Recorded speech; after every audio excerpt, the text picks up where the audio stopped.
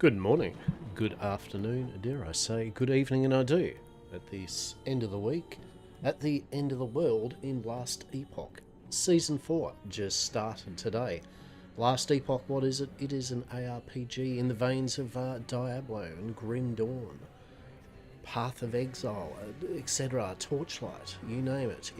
You run around as a character or a class and you kill critters and you get their fat loot and you equip that fat loot so you can kill even harder critters and then bosses to get even better fat loot.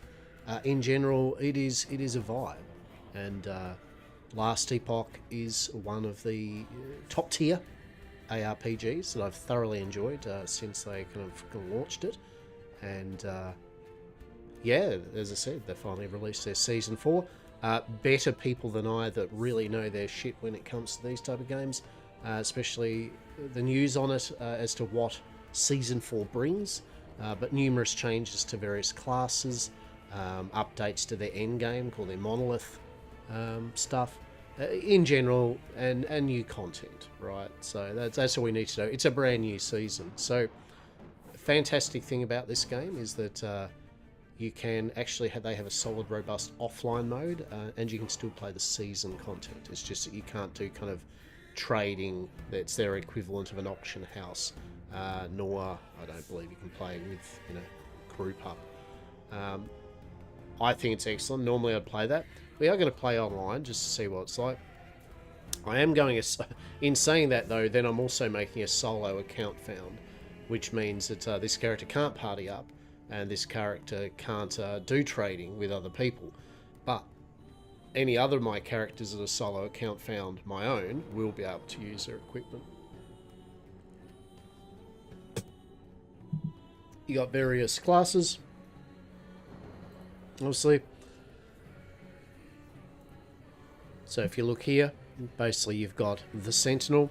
Now they do have a specific look, right? There's no appearance type thing, Sentinel, your archer, your mage, so there you go. So your rogue.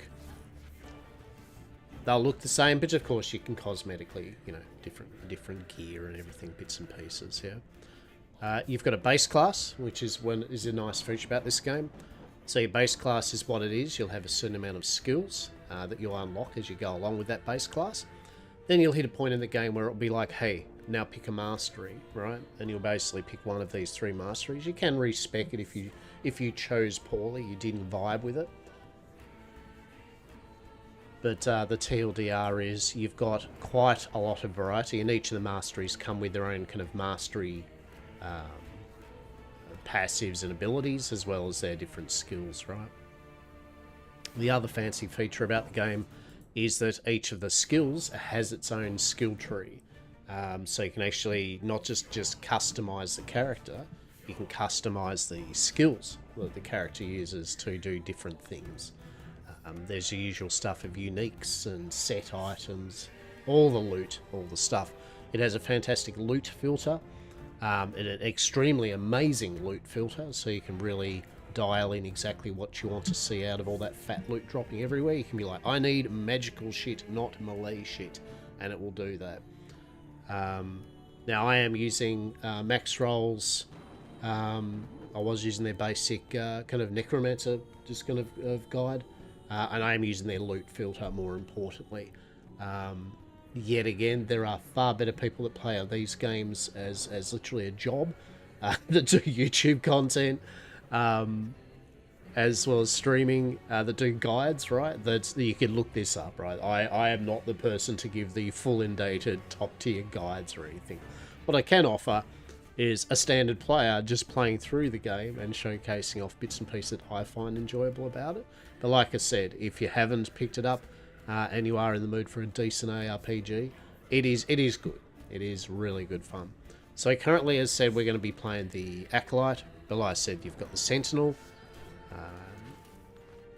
So you can kind of go Paladin, kind of Death Knighty, kind of a summoner kind of build, the Forge Knight.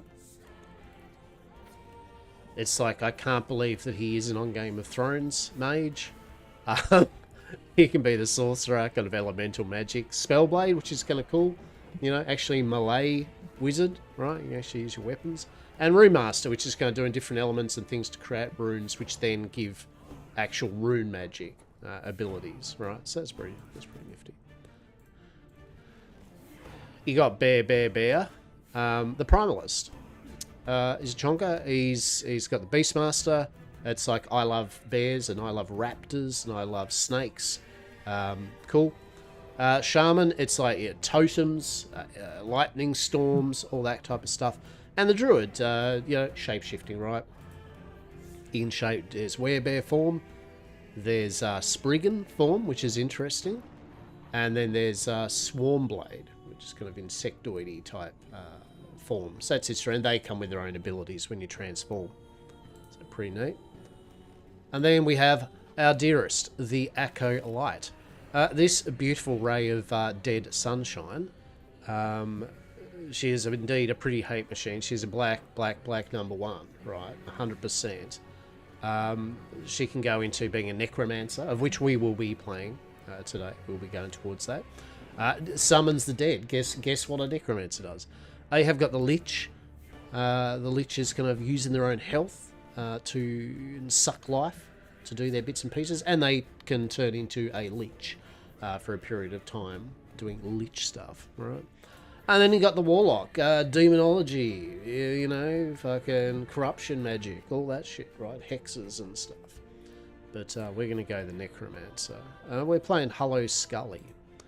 We are playing Hollow Scully. Did I just not? Season. Oh, did I? Did I just go right back out? Okay. Good for me. Sweet. No, I just didn't click continue. Fantastic. Alright. Let's go.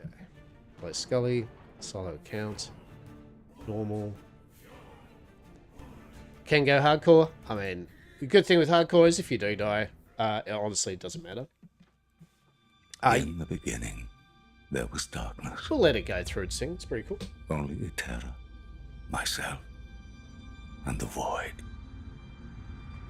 I was content with nothing.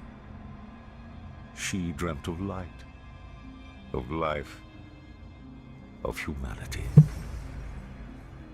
We disagreed.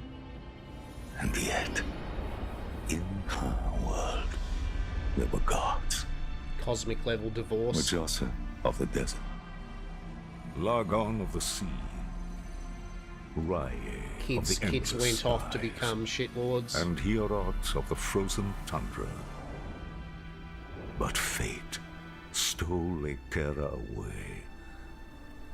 Without her, there was conflict. Kids chuck the shits with each other. Then wars. Yep. In the end, it was Rye who sought to outshine the sun that would pull the world into his flame.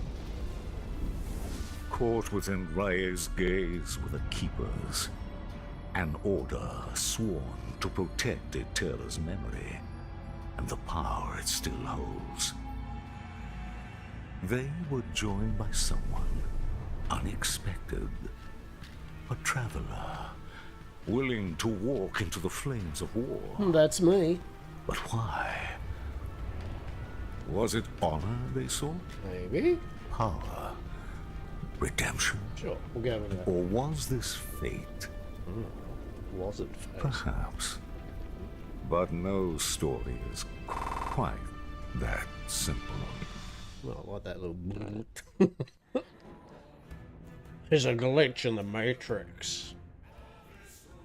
Music's really cool, by the way. Music, like the, it's not like, I mean, as those that know me, I don't really sit there and get totally wank off about like, oh my god, it's AAA level, rah. You know, I think a good-looking game is a good-looking game, right? At the end of the day. But I'd say that it's, I mean, for me, I think visually it's a really nice-looking game. It just doesn't have that, you know, big multi-billion, you know, Blizz D4 kind of PoE budget, you know, to really, but you're going to say that, but at the same time, it still looks really nice. It's a beautiful looking game, right? And I'd say the music's really nice. The effects play off pretty good. So, I won't go kind of like trying to tutorialize this as much as just play, but I will give the little basics for those that don't know. Usual thing, you got your health, you got your mana, you got your health potions. It isn't a endless health potion like Dragonkin was. This is you actually have to pick them up to get them.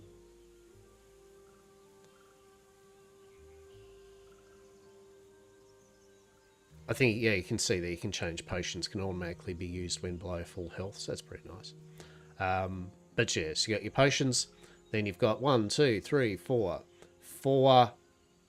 abilities that you can put on your bar there. You've also got your kind of walking interaction button, and you've got then another ability for the right click, right?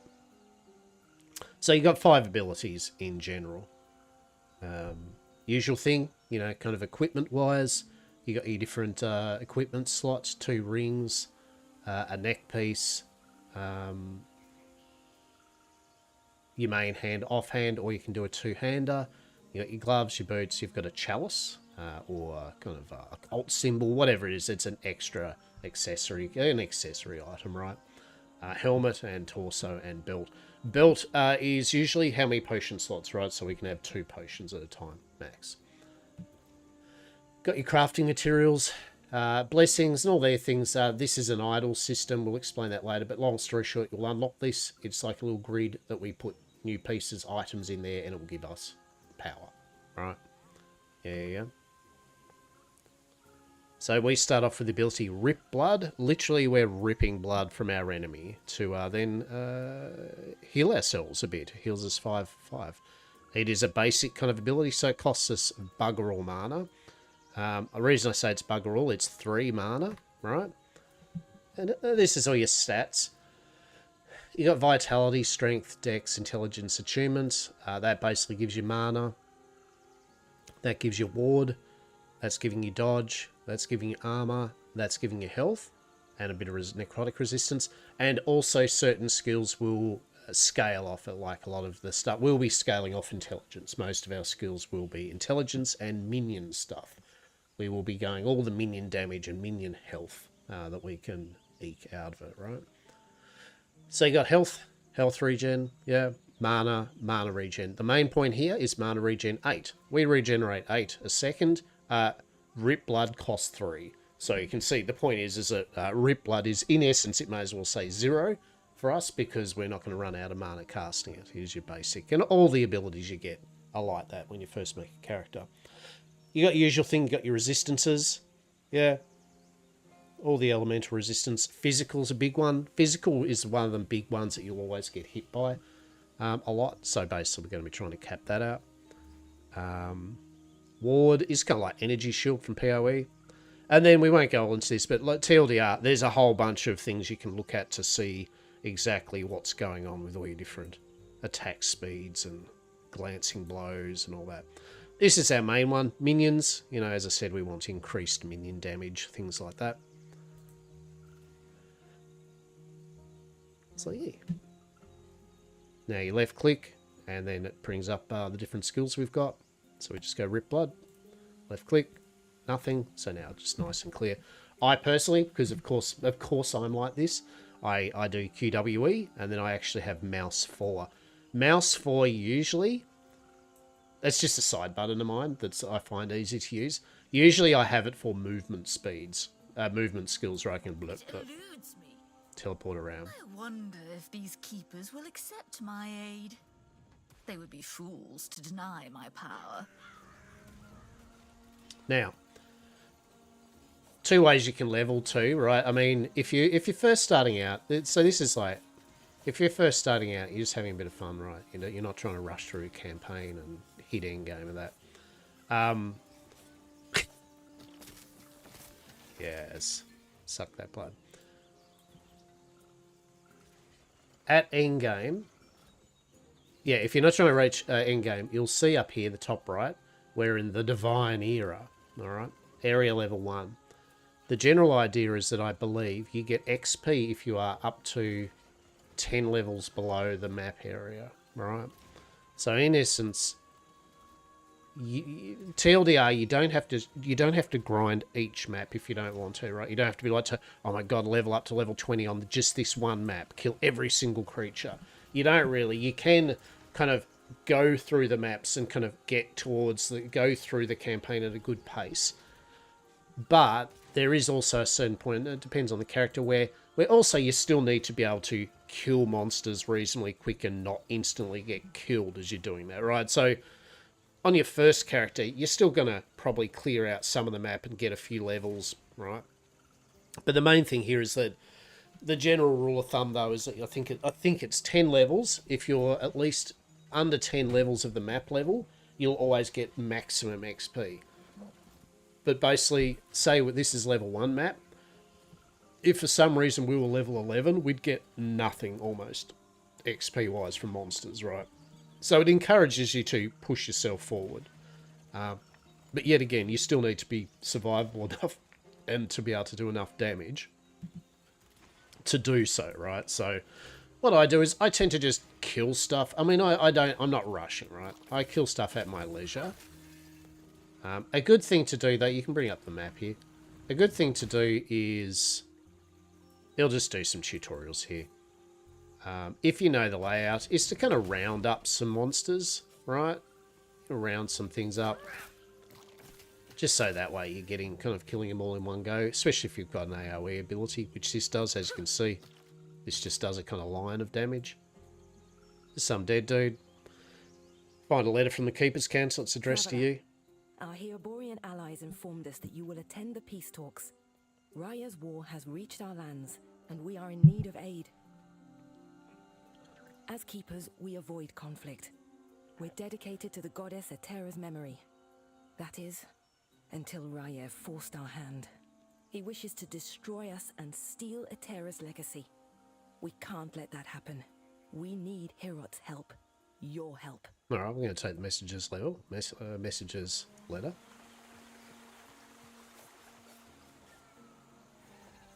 These phoenixes can be a bit of a shit. You do have a dodge.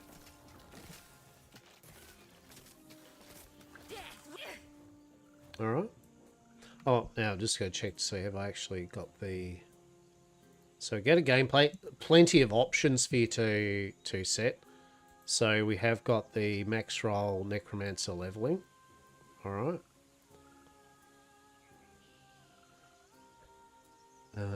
Item ground label indicators. Use dots to label them on the ground. Yeah. Hide gold labels. Yeah. Auto compare. Swap mod ranges. Always show mod ranges. Okay, actually, that might be alright. Enable currency. Hide detailed stats with no value. Screen shake. Yeah. So you can see here, there's quite a lot of options, right? There's quite a lot of options. You can disable chat, right? You can social pop-ups, profanity filter, various challenges. Cool. So, different rarities, you know, your common, yeah, rare, was it rare, uncommon? But yeah, basically, it's the number of affixes on your gear. So you got prefixes and suffixes. Prefixes are usually your more attacky, offensive stuff. Suffixes are usually more your defensive stuff. What's nice, and I didn't realise this, so the dots, you see one dot on this side, one dot on that side, that actually means like this piece of gear has got a prefix and a suffix. So at a glance, you can very quickly, without even picking it up, go, yeah. You know, if you're not looking for something, you say you want something to craft and you don't want any prefixes, then, you know, you're like, oh, no. Increase physical damage. Yeah, cool. Now, we can do things. We could be picking this up. We can sell it for a whole 3 gold. I'm not going to. In essence, I'm I'm literally just going to pick up the things that are useful to our build. We'll be fine. We should be fine. So we'll go this. Level 2. So now we've got our skelly bums. Which is, you know, kind of important, being that we're going to be a necromancer. So there's our summon skeletons. Summons a skeleton warrior or skeleton archer. It'll kind of randomize which one you get when you summon it. You're limited to 3 skeletons at a time. Press A to give your minions the attack. So, skill tags. Minion in intelligence. Right, so basically anything that we have that does things to minions and anything to do with intelligence is probably going to affect it in some way, right? The minion itself is affected by physical stuff. It's either melee or bow, and sometimes it'll do area, right? Cool, cool, cool. But physical's the main key here. So anything that affects physical, minion physical, will be really good. As it says here, per point of intelligence, these minions will gain health. And these minions will gain increased damage, right? So stacking intelligence for our character is going to boost our minion stuff. Per character level, the minion will gain health, right? They have 100 base health, and they'll gain more the more levels we get, all right?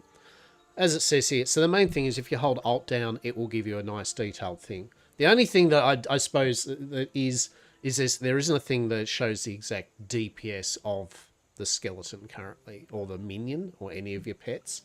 You kind of have to figure that shit out, but anyway. I think we'll change that to E. Well, maybe. Yeah. Alright. So, brass scepter there. So, we've got a... What have we got? A Acolyte Scepter gives melee damage and spell damage. Now, our Rip Blood is spell, area, intelligence, and physical. Does physical damage. And it's a spell.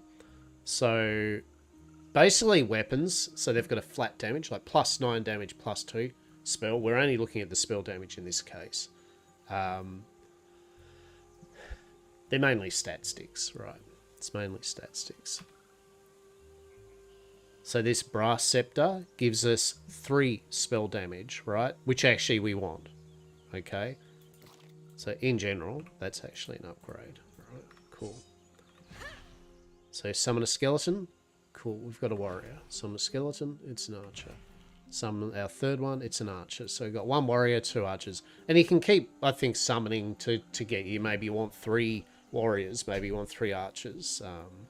But yeah. So you see up the top, that's them. You can evade by pressing space. You can indeed. So we can go press A for attack. And our little minions will have a go. They're healthy. You know, they've got health and that, so they can die, but you can just summon them up again. Cool. Hide Glove of Embers. Beautiful. Alright. So at the moment... a helmet, necklace, rings, you know, belts. Everything's going to be an upgrade at low level, right? You can swap bar. It's just telling us different things, you know. You can swap abilities and all that.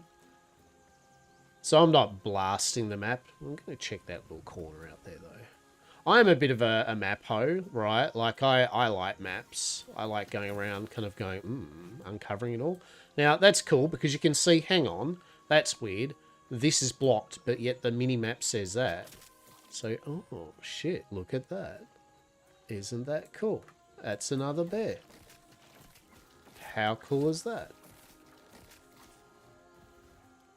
So then we're like, interesting, what's going on here? Boom. Oh. It's another fucking bear. It's bear, bear, bear, right? We got Cursed Veteran Boots. This always...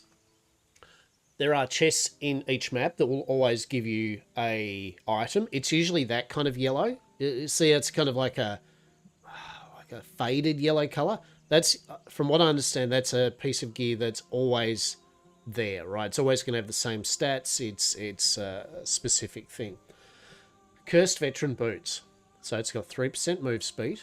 I've got the little range thing on just automatically, so I can tell. So it rolls 3 to 3, of course. You get 1% increased movement speed per 4 character levels. Okay. Prefixes. It's 50 to 75% less damage depending on area level for you and your minions. 100 to 200% more damage taken depending on area level for your minions. So we get a bit of movement speed at the low price of getting hammered way more and us doing shit all damage. In a way, it's your own difficulties mode, right? I'm guessing, I don't know if there's an achievement for wearing cursed veteran boots, but anyway, I just thought that was cool. Like, and there's things like that on the map, right? There's cool little items. So I think it does reward you.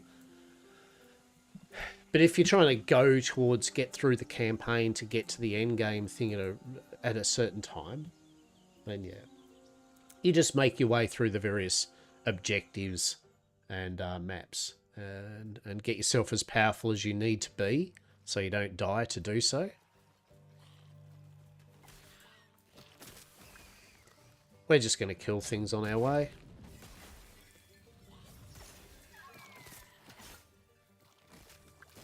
Unlocked marrow shards. Pretty cool.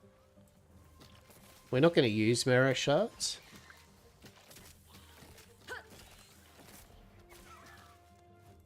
But what marrow shards does is fires sharpened bones from your body. Yep, you throw your bones at everybody. Ooh. The bones pierce through enemies, inflicting physical damage instead of mana. This spell costs 9% of your current health. So, in essence, right, you're going pleh, pleh, pleh, pleh, and using health, and then you can rip blood to get health back, right? That's the general vibe. We're not doing that. We are generally vibing by just using rip blood and skeletons, right? So, passive system, as said, gain passive points by leveling up and completing quests, right? That is a key point. There are 15 passive points you can get from side quests. There are actually more side quests that give passive points than maximum you can get from side quests. So it means you don't have to find every location's one. You can just find 15 of them. You get your base class, which you put your points into, and then we will get our mastery class. Once you get a mastery class, as it says, we'll be able to then allocate into our mastery class as well as the first half of the other mastery trees, which is nice, right? So even if we're a necromancer, there might be a couple of lich abilities in the early part of their tree, which we can actually pick if we choose. All right. So, but anyway, this is the base tree, the acolyte tree. It's not that difficult. Plain and simple. You get points. Passive points, you put them into various things, they do various things. That little bar goes up as you put points in. When it hits these breakpoints, you get these new skills if you so wish to use, right? The ones here we are definitely looking for is our bone golem, because they'll be our tank. We'll use Hungering Souls as a kind of like on cooldown AoE type ability. And yeah, and the other two we won't really be caring for. The options here basically to start with, we're going to go 8 points into Forbidden Knowledge because it's intelligence, which is going to increase a lot of our abilities and things, right? So we're just going to start putting 8 points into that. Then we go into a bit of Blood Aura.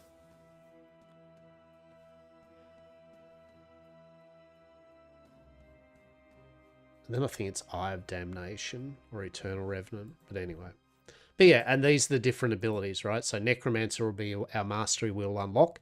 You can see a passive bonus once we become a Necromancer. We will be able to have +1 maximum skeleton, +1 maximum skeleton mage, and our minions will deal 50% increased damage, right? So that's the Necromancer in a nutshell. You also get Summon Wraith, which we will use.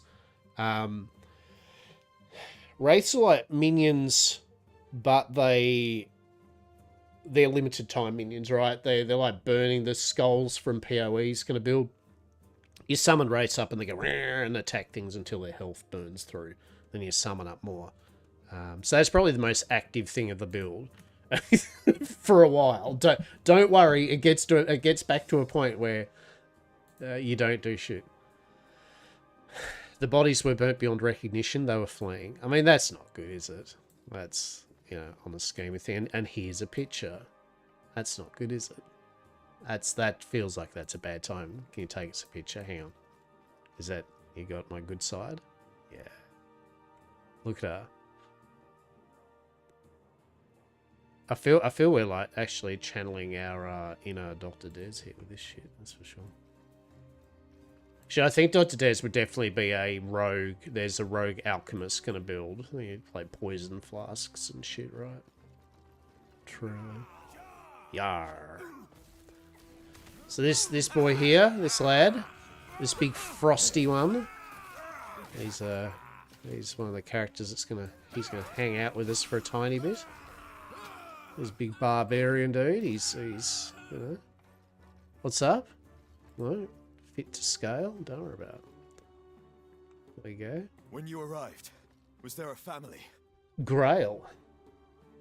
Yeah, they got now, mate. It was my mistake. Right. They were cornered, and there were so many. Shit. I can handle Osprix. I told them to stay back, to let me handle it, and they left. Okay, well, you certainly appear strong. Thanks. Are you also here for the peace talks? Yeah, that's right. Because so am I. Name's Grail. Since we're both Grail's headed pretty the cool. same direction, why don't we go together? Sounds good to I me. wonder, which of us will take down more Osprix? Come, let me watch you fight. You like to watch, do you? Okay, Grail. You can watch me and my skelly bums do their thing. Sit back and watch Necro. I you know that family back there, by the way, Grail, one of them now may be one of my minions, but don't worry about it. We're keeping it in the family business, right? So, Smoke.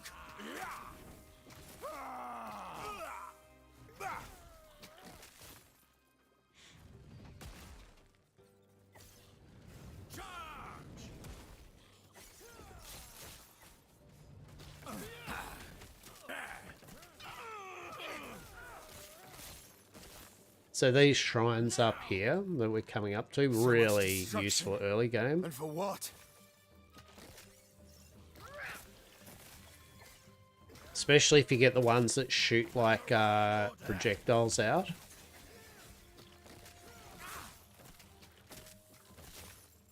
What's this one? Increase movement, attack, and cast speed. Yeah, all right. Let's just get through the map a bit easier. That down there is how long it's got. It'll have a little kind of bar around the circle. It'll kind of count down. Where'd you learn to fight? Alright, fucking necromancy school? Like, pacts with demons? I don't know. Like, what are you asking so many questions, Grail? I play with the dead, alright? Just deal with it. Okay, so we got our wandering spirits. So basically, 6 seconds, the spirit's just going to mill about. Yeah? So 4 spirits are revealed, and then immediately after casting, then 17 are revealed over the next 6 seconds. They eventually last up to 4 seconds, but all spirits fade once the duration's done. It's your AoE. An AoE of oops all spirits. And as we're doing this, you can see here that now we're doing 16% increased damage with our minions because of the scaling of intellect. Right?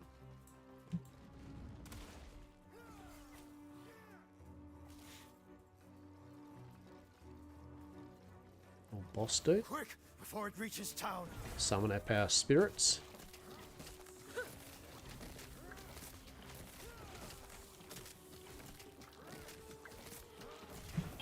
Get out of his bullshit. There we go. Well done. Well done. We're almost there. I'll see you ahead. Alright. Our skelly bums are nearly dead.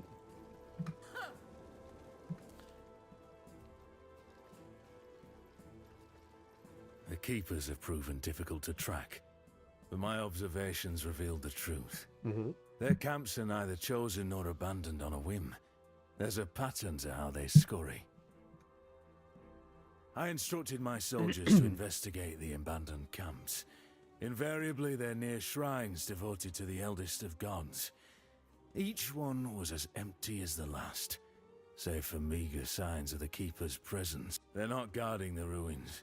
They're traveling between them, over and over. They must be moving with them. It'll be as simple as burning these vermin to ash. Raya wills it. There we go. Now, soon as when we get a bit more in a moment, I won't probably stop on all the dialogue and that. Real talk, it's already there, shown off. As I said, various people have done videos. So I think even I've done a playthrough of Last Epoch before, where I've done that for quite a while. I think we'll like just play the game, right? But suffice to say, it's pretty cool. Like the voice acting's really nice. The story's actually quite interesting, and it's well worth it, right? But yeah, just in the interest of actually getting on with the game, right? Just milling through it. We're not trying to do a story playthrough or anything. We just want to see what Season 4 is. Neither are we completely rushing it though, right?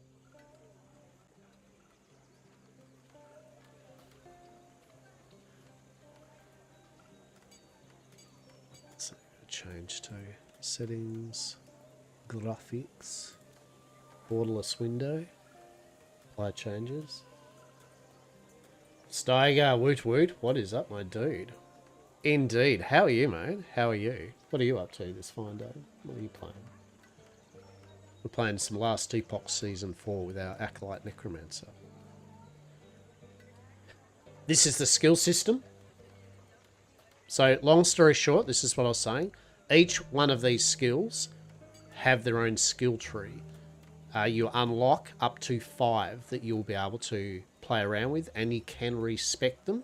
You can be like, you can use one for a period of time, which we will, and then you can respec into another one, which, as they say, gets a bit more powerful. The good thing here is it lets you see in advance what you've actually got coming up. So at level 5 we have Harvest, at level 7 Bone Curse, right? Level 9 Transplant, level 16 Summon Volatile Zombie. Then it tells us when we put passive points that we get Hungry Souls, Bone Golem, a Spirit Plague. Cool. And it shows the Masteries ones. The cool thing is you can click on any of them. So, main thing here is we are going to go with skeletons. Funny that, right? So you click on that. Now, when you click on it the first time, until you click Specialise, you don't actually pick it. And yet again, you can despecialise. This looks like a lot, but at the end of the day, it is what it is, right? There are various skill trees kind of going off that will manipulate that skill. So, for example, we're going to go up to here to start with. Sweeping Strikes. Skeletons have an increased area of effect with melee attacks, and your skeletons deal more damage. Alright? Cool, cool, cool. So, we put a point into there, we specialise. Put a point into there. Cool. You can see here these little dots, connections. In essence, that's going to get this, say, Skeleton Rogue node. We need to have 2 points in Sweeping Strikes before we can go here. And pretty much this is a really cool feature about the game. It's really huge. It really lets you go, your summoned skeletons might be completely different to other players' summoned skeletons, right? Now, is there min-max kind of like, this skill node is probably better than this node? Sure. But at the end of the day, it doesn't change the fact that you can play around with whatever builds you feel like doing, right? You want kind of fiery, explodey skeletons, you can. If you want cold skeletons, you can. If you want more archers than warrior skeletons, you can. Right? It's quite nice.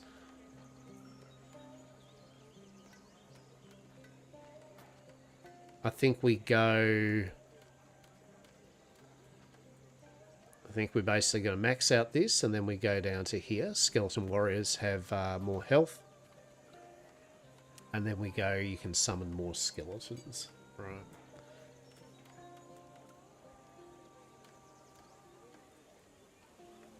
Cool. We're doing that just because it gives us more damage. Alright. Keeper's Camp. So yeah, we're just having a leisurely day stroll, going through and killing everything. Sounds like their lead. The keepers have done what? It's now. Speaking of, I must head there now. Feel free to look around. I'll see you shortly. This is your main little hub at the start. I'll say this is the map. Map's pretty cool. So it's all about time travel in this. So basically, start off in the Divine Era, right? Then you got the Ancient Era, basically prehistoric kind of fantasy. the Imperial era, when, well, you know, things happen. Bad guys kind of rule over. It's a bit like Overlord type thing. And then the Ruined era where shit got real, and there's like basically Cthulhu shit. Then the end of time where everything is now on the verge of the end of time, right? Divine Era is kind of your very Conan-y fantasy kind of one. Everything's like, yeah, right? Imperial is like, everything's, yeah, but more shit. And Ruined Era is like, oh no. And Ancient Era is just like, as I said, T-Rexes and shit. The main point that we need out of this map is, one, they link up to it. Passive points 0 of 15. Idle slot reward 0 of 8. We press shift. Tells us our quests. You can click on a quest and it'll say like the Keepers. Do this. Gives us a passive point. What you kind of would like to aim for is you want to do the side quests that give you a passive point or an idle point. The other ones you can do, you'll get little, you know, treasure rewards and XP and that, but they're not really worth getting, right? They don't really usually offer much. But the passive points and the idle reward side quests do them, right? That's plain and simple. Some people like to, you know, people that rush into the end game will smash through the campaign and not bother about the side quests, and then they'll come back to get the passive points they need. I'm of the mind that if I'm going through an area and there's a side quest, I may as well just do the side quest then and there and get my passive point. Right? No, I'm not racing for world number 1, blah, blah, blah. So, and especially if it's your first time, do all the quests. Fuck it. Take your time. Vibe. Whatever. But that's the main thing, is it allows you to, once you find the side quests, right? You have to go to the area before they'll pop up. But once you find them, they'll be over here. You can press shift to bring them up. And it will then, once on clicking, tell you whether they give you a passive point or not, right?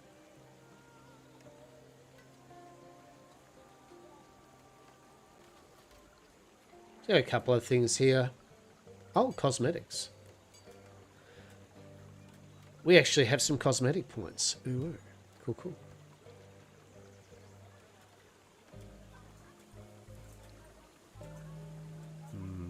Skill effects.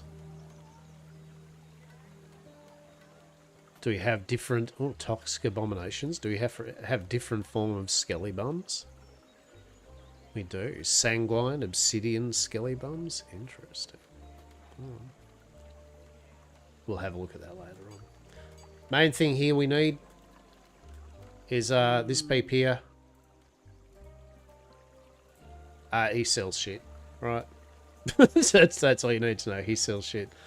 The most important thing here to buy, once you've got money, runes of shattering. They cost 2,000 each, and I think he gets a new stock of them whenever you level. Like when you hit a new level, you can come back and he'll have some more for you to buy. What allows you to do, just as a quick thing. Oh, Forge is not unlocked yet.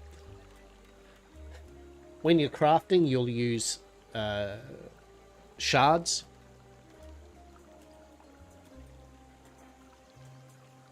You get these different crafting materials, and basically the runes of shattering let you destroy a piece of equipment to get back some shards from it. So if you find a piece of equipment that's, let's just say I've got something that has a whole bunch of like tier 4 minion damage, right, which is useful to me, and I haven't got many, I could use a rune of shattering to get some of those to then craft onto a new bit of gear. Hello? Was just telling me one of their but not you could they do this, and our alliance is secure. We'll lend our aid to heal Borea's army. In essence, Fire God is burning the shit out of everything, and that's not cool. So you're trying to, you know, slow that shit down. Now I think I'm going to go 2 warriors to 1 archer, maybe. Got our portal.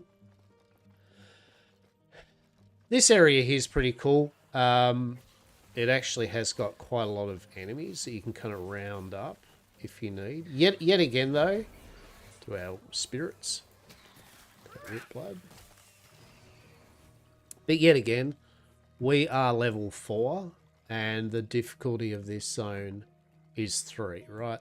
So we don't need to hang out and kill things. What we can do is go for a treasure chest, though.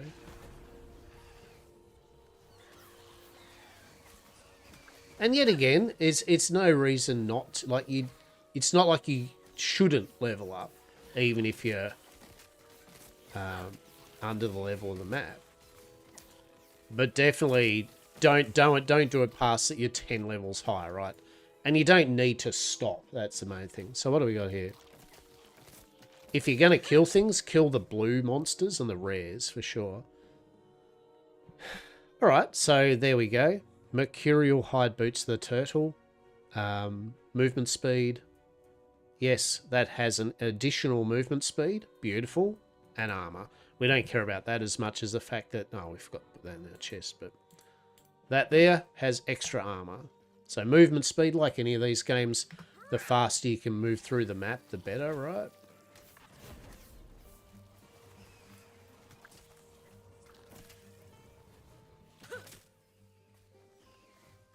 So I was just going to come up here for this chest. There's these blue ones, so we will do them. We'll kill them. Bugger it. Cool. Ancient Gardener's Supplies. Cool. So see there, see it's a bone-coloured item. So that is, you will always get the Bloom Tender's short spear, right, from that chest. So if you're doing a build which you need a good spear early game, you know that that's always will drop. So our one we've got is fire resistance. That gives physical and health regen. Excellent. We will definitely have that instead. And hide boots of the turtle. Unfortunately, well, 7, 8, 9, 12. That does give us a bit more physical resistance, but a bit less movement speed. Oh, we're good. We're good. We're good.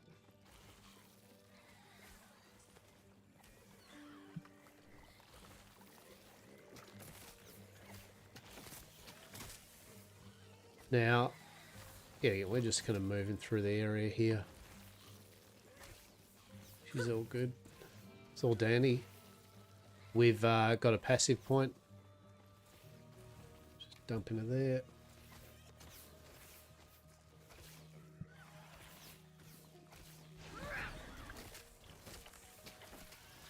Get rid of that thing, I think, actually.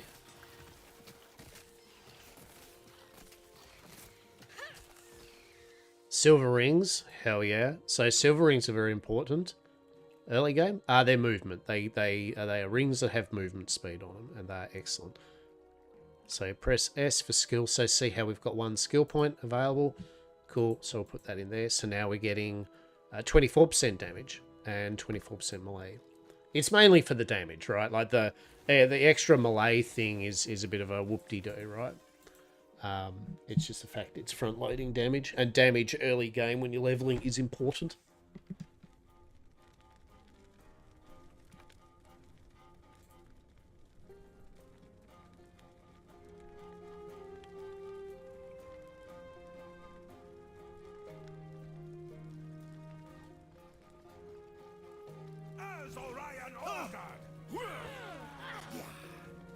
Now this area here can actually be pretty full on. Yeah, this is nice. So now we got a fireball.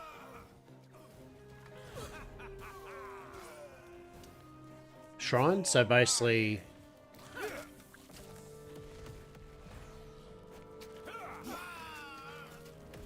this is a boss. He's actually a bit of a prick and can kill you very quickly if you fuck up. Basically, he launches fireballs that will pretty much one-shot you if you just stand in them, especially if you haven't got any extra bit of health. So you can see there, what's that? Mana regen, increases melee. That's all pretty whatever. Defiled Bones is pretty good. Defiled Bones is a relic, which gives us increased spell damage. We'll take that, right? We'll take that. Minion damage, the other one's the minion damage one, which is nice. So that necklace there, increased melee attack speed, useless to us. Throwing attack speed, absolutely useless to us. Critical strike chance, pretty useless to us. Mana regen, actually useless to us. 7% physical resistance, sure. We will totally upgrade that the moment we get another one, right? But yeah, that first boss dude there, like if you go in there unprepared, can wreck you. This quest here is something we will do. Because this side quest does give you a passive point. So now we've got Storeroom Saboteurs, right? You click on it. Check down here. 1 passive point. Right? Sweet. And it's saying the storerooms are up here. Yeah? Cool, cool, cool.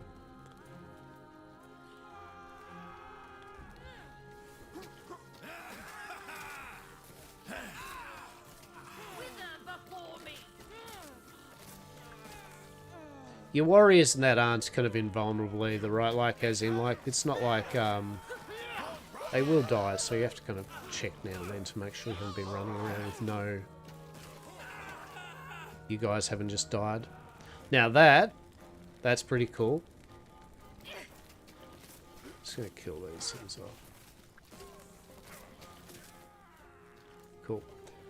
So, with base items, like helmets, gear and that, they will have certain types, subtypes, that are specific, that will come with set kind of things. So this is an Acolyte only helmet, right? That will always, so the Outcast Cage set will always have armor added. Now, really, do we give a shit about that? No. The armor one is like 0 out of 10, don't care, right? Do not care. We are more about that minion life, right? Or spell damage at least, right? I think it's spell damage is the one. So go to storerooms. We'll put our passive point in. Yet again, as we're putting more intelligence, our skelly bums are getting more powerful. Yeah, I think they do a lot right with this game, in my opinion. As I said, we're eating good in terms of ARPGs at the moment. So that's a blue, you know, kind of a rare mob. I always like to kill them.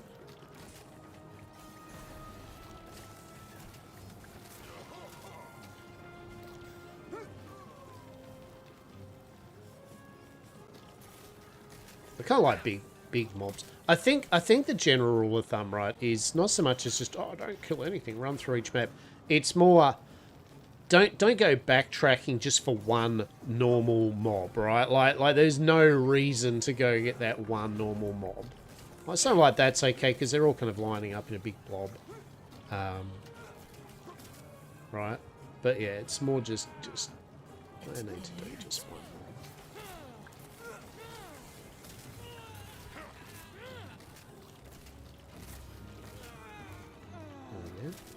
Our ads are going to start in 3 minutes, just as our little heads up there. Ooh. What's that? Oh, I didn't realise there was. I didn't realise a little secret area. Huh. There we go. What are you? Ageless apple. This apple looks pristine, deploying the dust surrounding it. Underneath is message scratched in stone. I am not a thief. It was never ours, never hers. Time belongs to him. Ooh.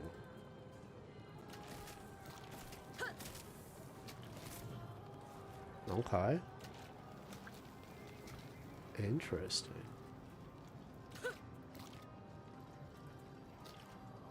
Guess he shouldn't have stolen that apple, right? Truly. Alrighty. There's a boss kind of dude up here. There's a couple of minions. There's the boss.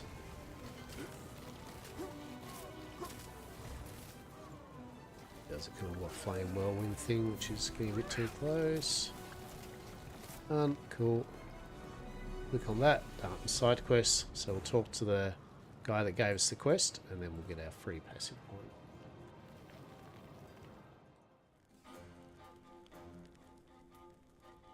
Got another point there.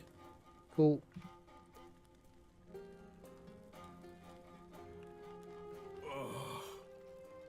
There you go, champ. They're gone. So now we got a free passive point. Beautiful. So now we've unlocked Hungering Souls.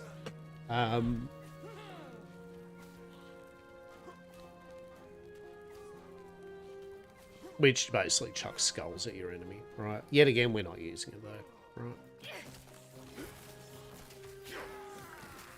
So our skelly bums are nearly dead.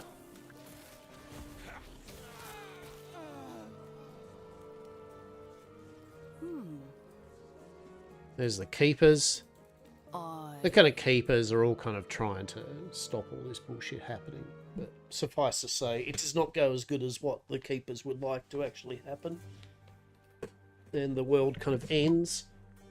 Not kind of like Grim Dawn world ends, like where literally the world ends, right? Like it's like the end. But still. A few more points in there. So the Skelly Bum's health does restore, looks like when you go to a level.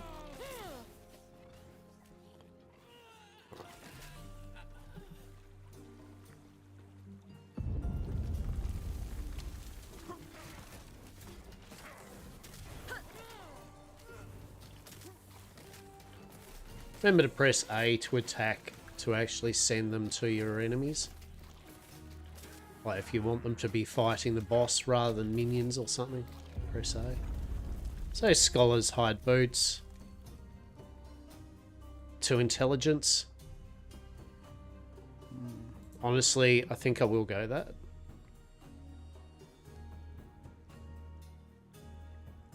Now I am actually going to turn off, just for the moment, for readability, right? I'm actually going to turn off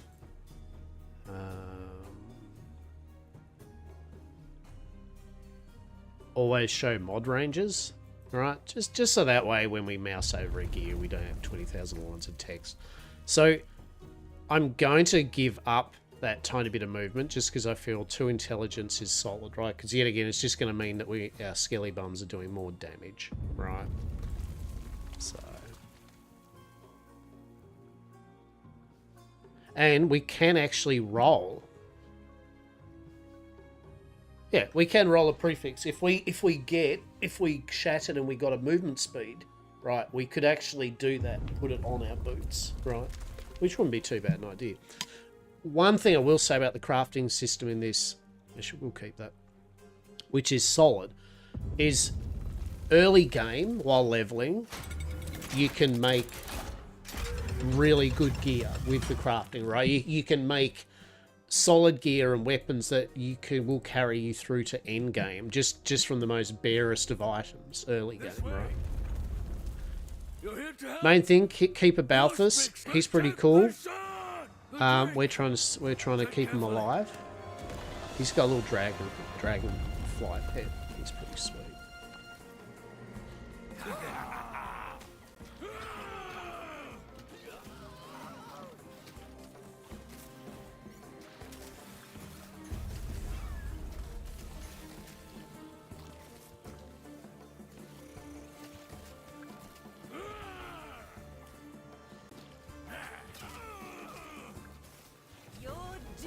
Rip Blood's just solid early game.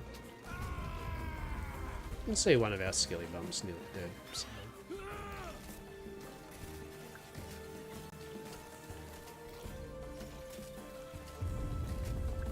But there's a boss dude. So we'll do our hungering bullshit over at him.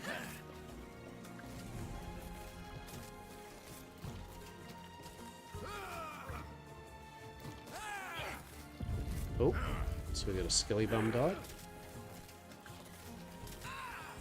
2 skilly bums died. At the start, if you don't get health, they will die a fair bit, right? We'll reconvene outside. So there you go, beautiful, right? Look at that. So 13 armor, poison resistance, but more importantly, rather than 1 intelligence, 2, and a bit of mana and a bit of armor. Mana and armor. So that's a good one. I like that.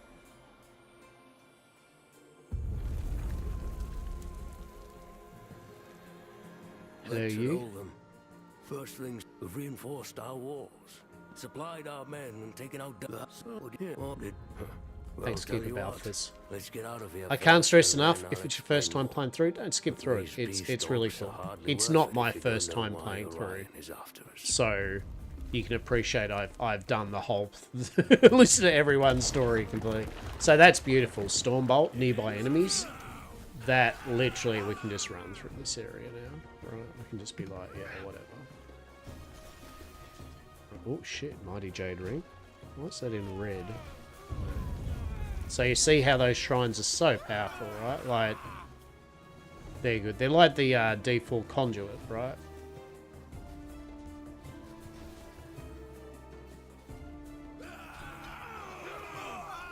So we've unlocked Bone Curse. Sure, of course we have. I don't think the maps are, I don't think the shrines are always in the same spot. Like, so what'll happen usually with the map is there's a chance that in certain areas the shrine will be there. So it's like the shrine will be in a specific area, but sometimes, I should say, it's always the same area, but it's not always going to be there. So you can kind of see on the map, it'll actually show. So what was that all coloured up for? Because it's got ward per second, right? So ward's actually something that's important to us for one of our defense layers.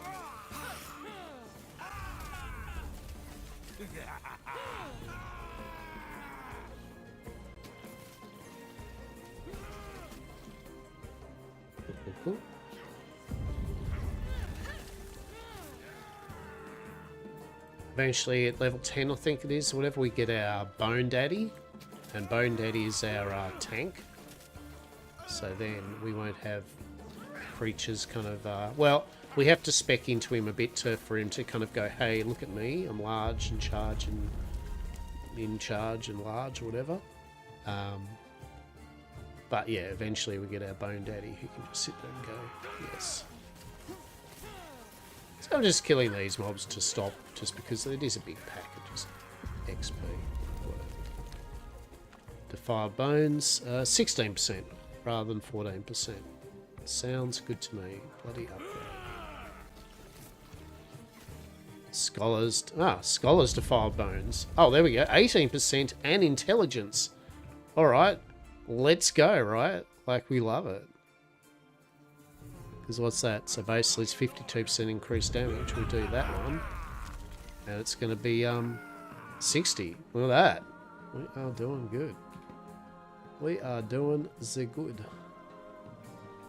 So you can see down the map there, it shows us the bits and pieces.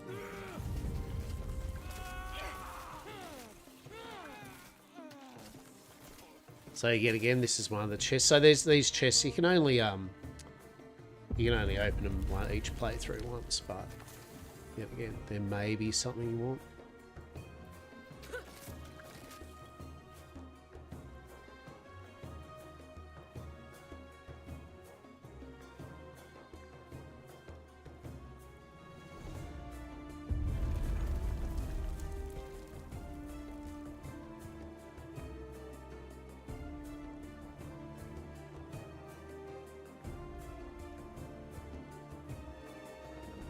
Yeah, Avels.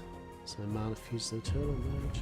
So the reason none of that showed up is because basically with our loot filter, that all just is literally useless to us.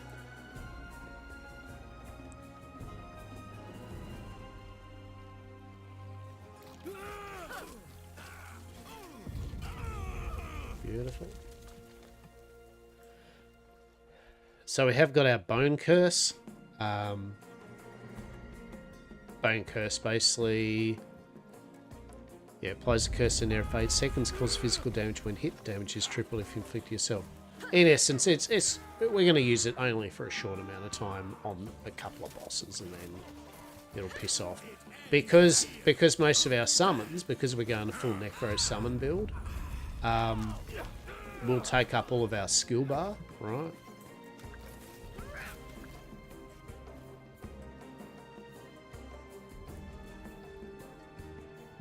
We're only using, I mean, even rip blood and stuff, right? We will be getting to the point where we will run around with our undead, and yes, right. That's what we'll do. We will do a lot of running around with our undead and cast Dread Shade on our abomination.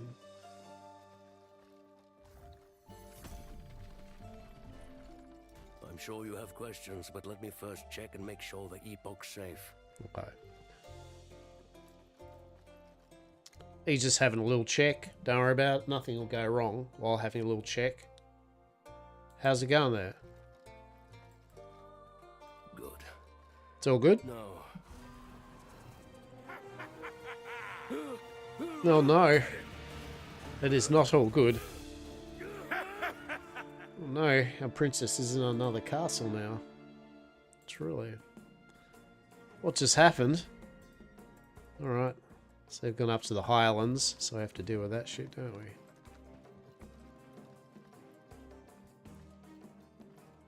So you get a chest up here.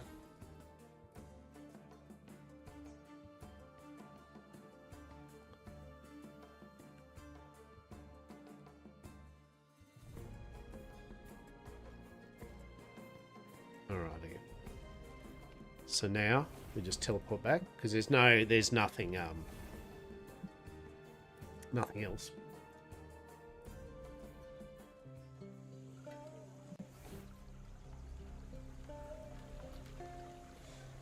This person here lets you, yet again, you can respec passive points, so you can, and you will, after you kind of build yourself up, you will end up kind of respecing a few points here and there. Main thing is you can respec this, right? And later on there's another character, that the mastery, you can respec your mastery choice as well. Eterra's blessing. He's just like, can you find someone for us?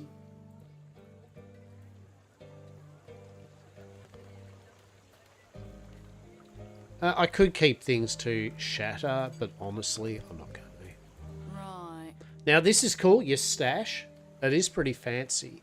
Now, you can do unlimited amount of main tabs, right? But then, so we might go general, right? Stash tab 1. We can just have that as our, so let's just call it our dump, right? That's where you dump all that shit, right? Cool. So you could go another one, right? And you can go your uniques, right? Now, if you notice though, I can make all these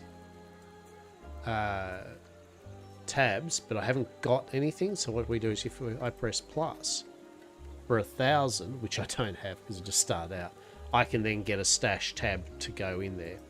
What's cool is this part, and I didn't realize about this. You right click and there's a tab priority. You click on that, brings up this shit.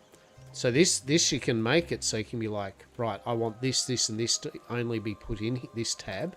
And then when you, from your main inventory here, go right click or shift right click to put an item, it'll basically put it into your different tabs, right? So a bit like PoE, you can have your unique tab, you can have your relics tab, right? You can have, you know, the basic type of thing, and then you can just, when you come back to base and to put stuff in your stash, you can just be like right click, right click, right click, and it will put it in its appropriate areas, right? So for yes, you need to set it up, and you need some gold to buy tabs, but yeah, it's got a very comprehensive way to within reason, auto sort your fat loot that you've got.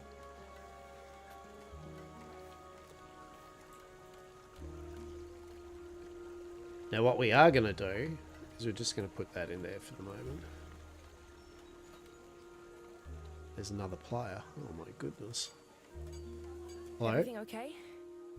Where's Balthus? What? He's kidnapped? What? That must be Orion. Yeah, Orion. That must be Orion's Orion. like a Let's stay fanatical safe. leader of Rayleigh, Stay the alive. Fire Phoenix god that's bring basically burning Balthus everything back. alive.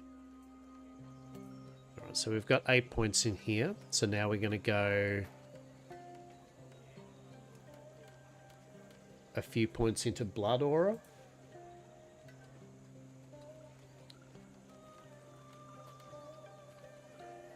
And I think it's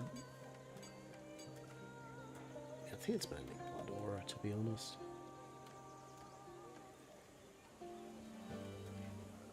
Blood Aura and Dark, the darkest of rituals.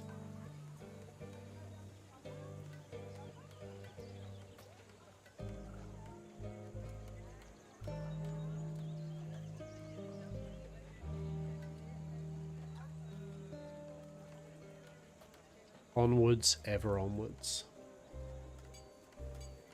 Is a nice. It's a nice day here today. It's the sun's out. It's cold. It's like very crisp. Got the groceries coming in an hour. Well, in an hour's time, it'll be then from an hour to 4 hours. But got groceries.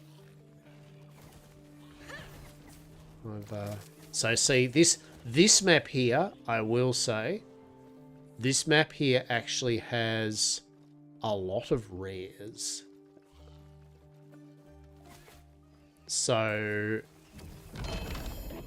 oh shit, okay, large idol, very nice. Charge now, as Orion orders.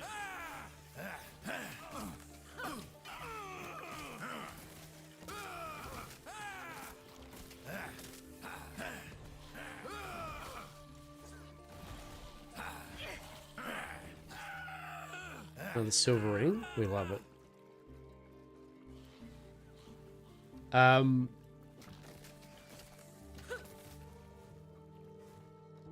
Yeah, okay, so that's a unique idol for a primalist, which is not what we're playing. But you know what, the last Epoch Bender, right? Hey, there we go. You've done well. You've done well. And they've got the new expansion coming out real soon, air quote. What do you think? I love Grim Dawn. I think it's great. I think Grim Dawn's bloody amazing.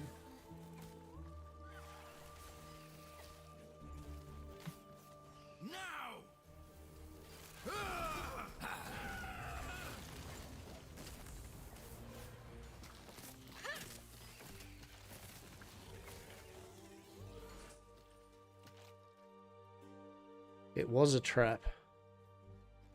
Okay. Another silver ring. Should take that for crafting.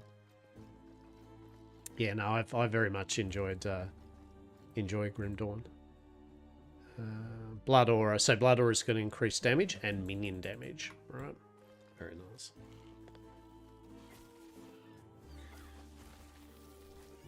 So this map I am going to just kind of move around it, yeah, like these things here, these creatures here, they're usually worth, in my opinion, having a look-see. Minimum of skill level increased, right? So now we can do one of two things. We could go rip blood and just specialize in it, but the thing is, in a few more levels, we're going to get our bone golem, which we are going to spec into, right? So I don't need the extra bit of power, basically, from Rip Blood having a few little talents, right? It's not going to do anything in the scheme of things.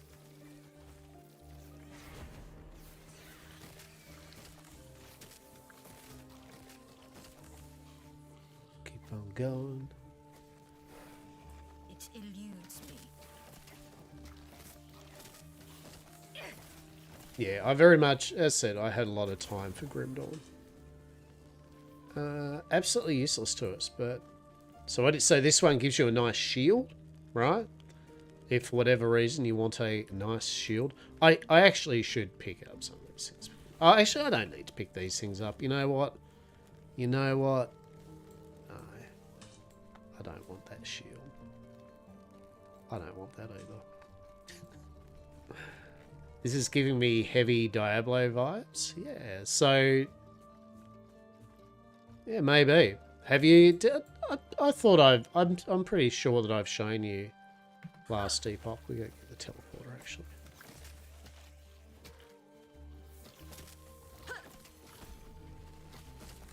Basically, last Epoch's has a beautiful crafting system. And it's got a really cool skill system where every skill, you can have a certain of them that specialize. And when you specialize, they have their own skill tree. So you can customize your skills, not just your character. How cool's that? But yeah, it's another ARPG, right? And at the end of the day, variety is good.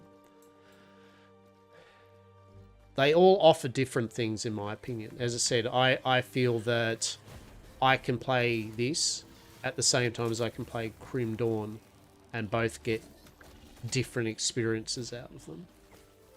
Yeah, Grim Dawn has things that games like this and D4 and Path of Exile don't do. PoE does things that this and Grim Dawn doesn't do, right? It's even Diablo 4, bless it, even though I did dislike Diablo 4 for quite a while. It still scratches certain itches, right, now and then. Like, it still does certain things well. You'll try to get PoE 2 on sale. Yeah. But look, real talk, in my opinion, out of all of them, PoE 2 you can definitely wait. And it's not because it's shit. It's just that, like, it's still got a ways to go. There's still updates to be had. It's still a good game, but out of all the other ones like this and Grim Dawn and Diablo and, you know, they are more... I don't know. That's my opinion. That's my opinion. If there was one I would hold off on, it's definitely PoE 2. Eterra's grace be with you. Take care of yourself. Oh, shit. So, see, these are all the shards. These are crafting shards. Look at that. Physical damage, absolutely useless to us. Increased spell damage, that's good. An old silver ring. Oh, shit. 5% movement speed. Let's go. 4 and 4. No, sorry. Oh, that one's a 7%er? Hell yeah. So...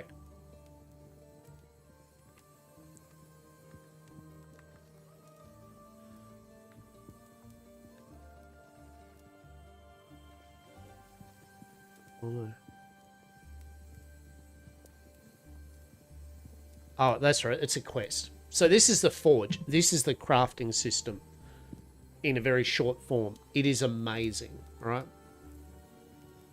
You plonk any item in, right? This gear has an empty affix slot. Select this button. So this is the tutorial for it, right? Cool. These are the available affix shards, which are forged onto equipment to approve them. Select one you would like, right? So let's just say spell damage, right?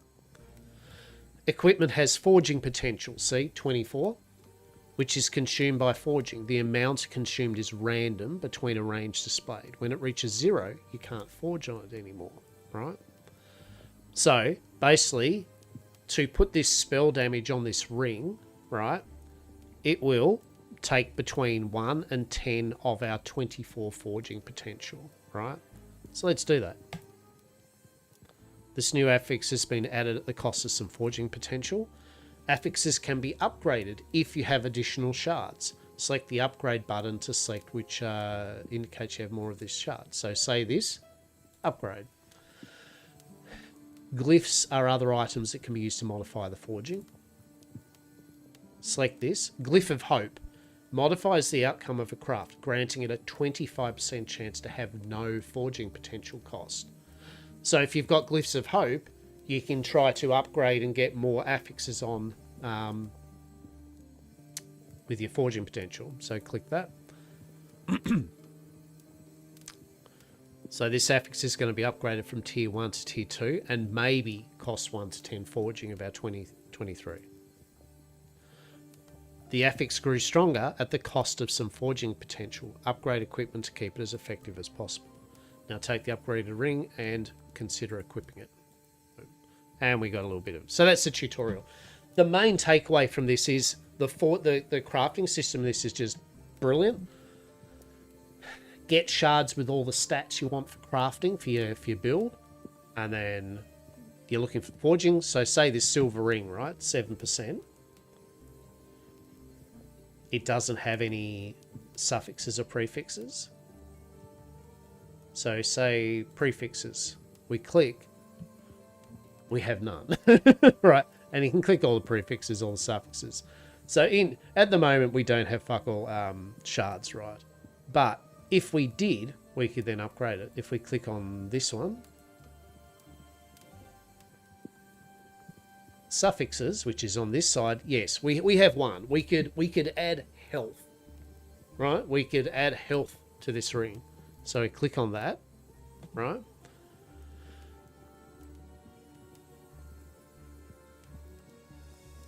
It's going to add X health. So let's do that. And it's going to use 1 to 10 of our 20 forging potential. It used 1 potential. How nice is that? Cool. So now our ring's got +6 health, right? Which is tier 1. Which it could have rolled between 5 and 15. So you can go real in depth with it if you want. So it's a reasonably shit roll. That was a that was a whatever of a roll.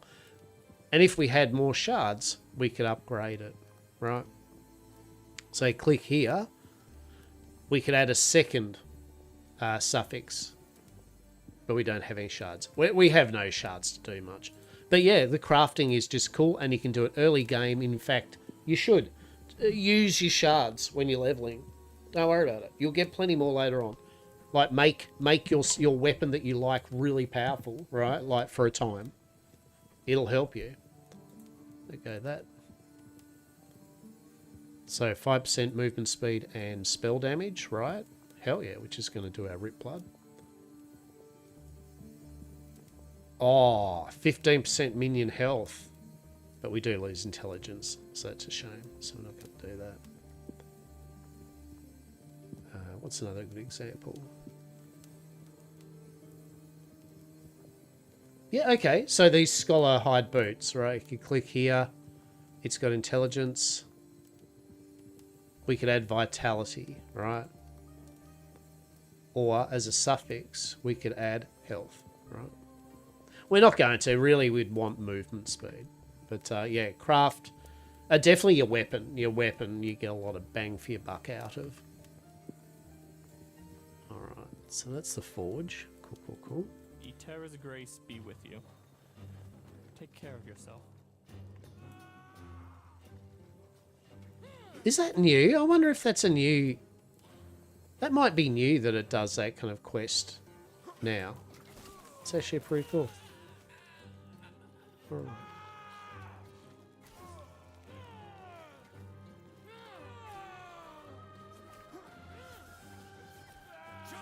Oh shit, what's going on here?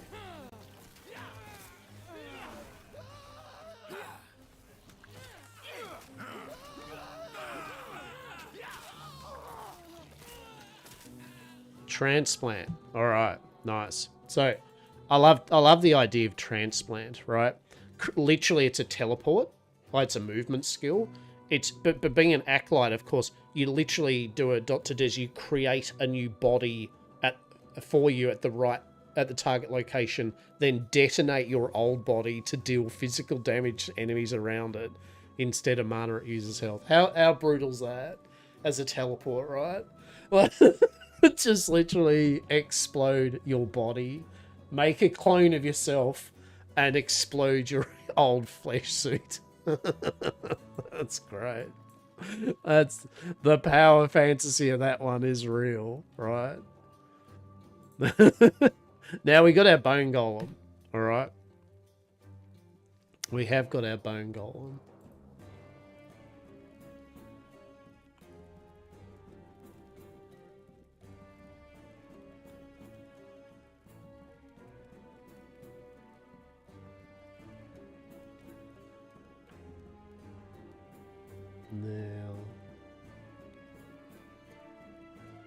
Alright. Let's have a look here. Do that. Do our bone golem. Beautiful.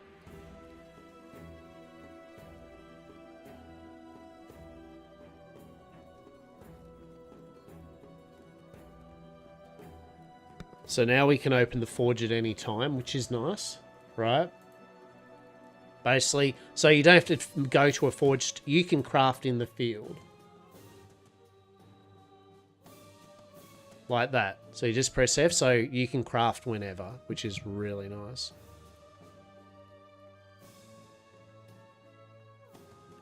Now, we've got our bone golem. So we are now going to specialize as our second specialization. We're going to do bone golem. Click U. All right. So your bone golem, right? Summons a bone golem which attacks slowly but has a 15% chance to retaliate with a bone shatter, right? The main thing is we're going to make him our tanky boy, right? So I think it's, yeah, Amalgam of Primalist grants armor to nearby minions. Then we do get a bit of cold. Then we get Tower of Bones. Then we go Fragments of the Fallen.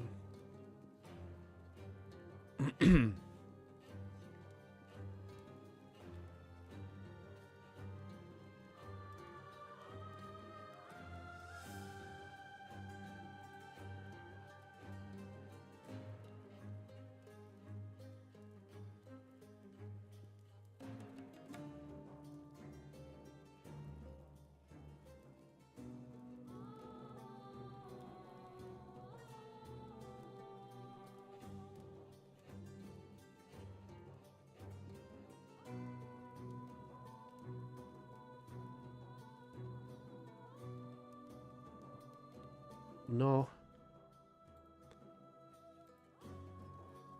Right, remove a point from that. Cool.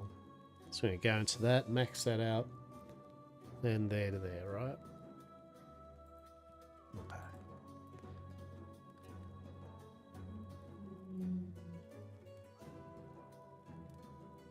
Swap that over to that. Swap you over to you. Alright, summon our Skelly boys. So basically, I think we'll go 2 archers, 1 warrior. Yeah, and then there we go, look at that. Bone Daddy. Hell yeah. Look at that. What a glorious, glorious abomination. Right? Alright. So now, look at this, and we can teleport. We can, look at that, that was us. That was literally our flesh suit. How delightful. Inform someone at the camp. Now, is that actually a quest?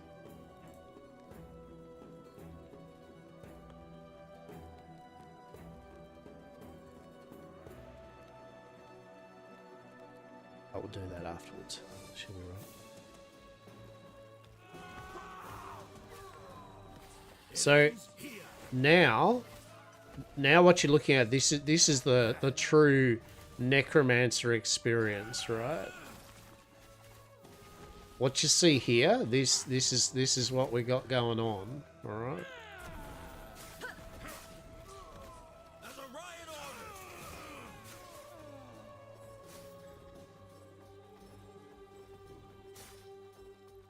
AK run around and just, yes.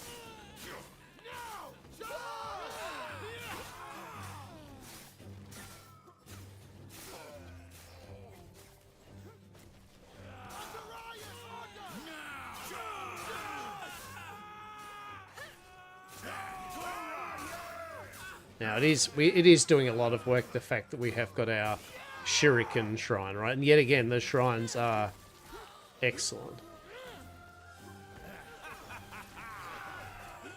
So now instead of Rip Blood, I've got Bone Curse just for the moment, right? Really, you don't need to do shit, right? At this point already, now you stack your stats, your Skelly Bums and Bone Daddy is going to just, they're your damaging skills at the moment, right? We have still got Wandering Spirit, which is the thing we kind of use on cooldown. Now this Nemesis, pretty powerful, right? What happens? You'll see that little symbol on the map. What it will do is it will go, hey, here's 4 items, right? Sometimes there'll be a unique. It'll be all manner of things, right? What you can do is you can empower them, and what it will do is it will make them stronger. The choice, right? The choices. But at some point you'll need to challenge the Harbinger, and when you defeat it, you will actually get an item, right? One of those items, right? But the more you empower it, the more the Harbinger will be strong. You know, how much more stronger it will be. So if you really juice up the item, then the thing to fight it, to get it, will be juiced up as well, right? So let's have a look. Two-handed assassins.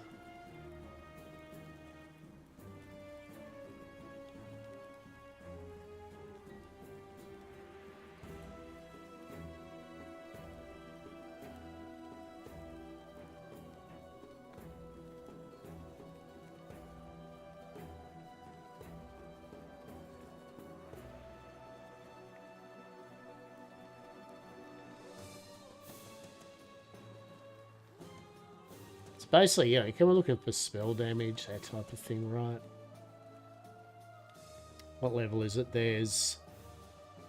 yeah, Coven Gear. Coven Gear is something we're looking at, but that's not for a bit. And Bearded Axes.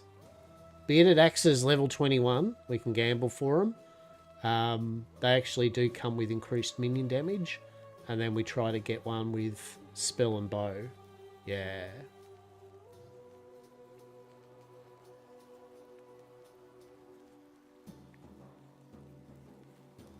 So, what do we got here? A pickaxe. Alright, Harathan's Axe. Melee Fizz, Strength, Health gained on Companion hit, increased Companion revive range, revive speed. Absolutely great if we were doing some sort of Primalist pet build type thing. And the stuff. So none of that appeals to me, so what you can do is just go Banish. Banishing will remove the Nemesis and Void Fight, but all the items will be lost, including those replaced by a Nemesis Head. Your next Nemesis encounter will be a new Nemesis, will have a fresh set. Yes. And so we want that, right? We did not like the shit that it gave us, right? Right, no. They're cool, man.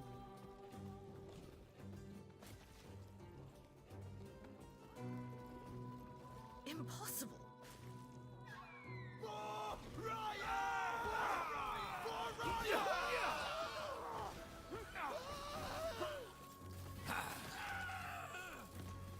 And you just press A to attack, like for your dudes to fight particular monsters like that. Damage over time. Not really. No physical resistance. Yeah. Oh, there is a shrine down there though. Probably don't need to pick it up. Fuck it. Let's go.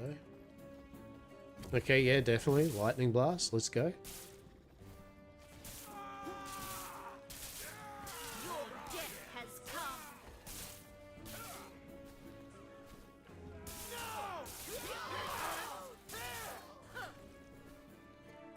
Go to the summit. Wonder if we can actually get to the boss.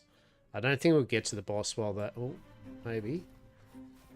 Will can we get up to the boss fight without shrine buff? Hang on, quick, go. You're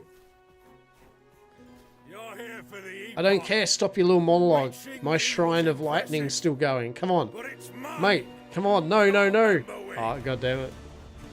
All right. There's Zorian. You know. Do a bone curse on him.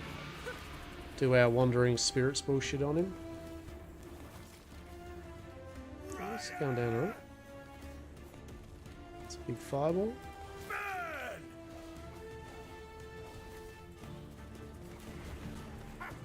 Put our little spirits on him now.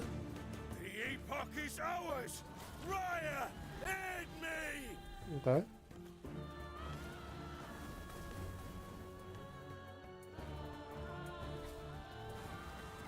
Oh shit, that's not good. Burn!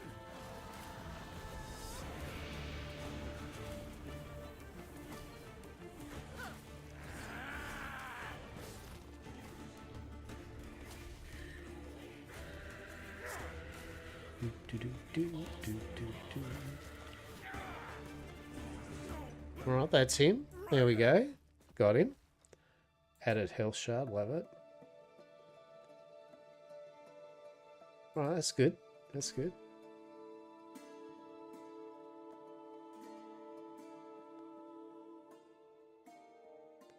Increased minion health, 44%, 10 out of 10. And some physical resistance. Bloody beautiful. Bloody beautiful, that is.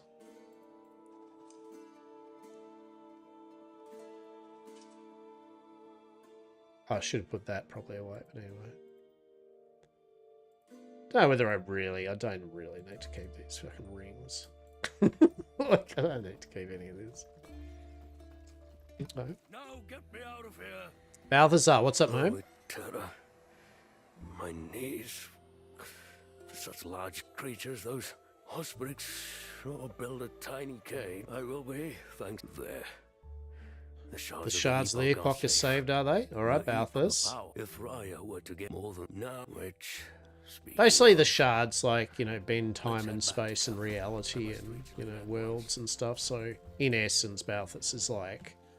Yeah, probably shouldn't have Rayleigh, the, you know, Phoenix fire god that's chucked on the shits in the moment, to have it, because he will use it to, you know, purge the world in fire or something. So, you're like, bet.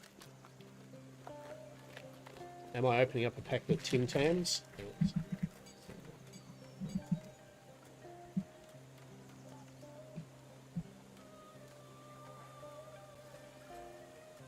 A terror's blessing.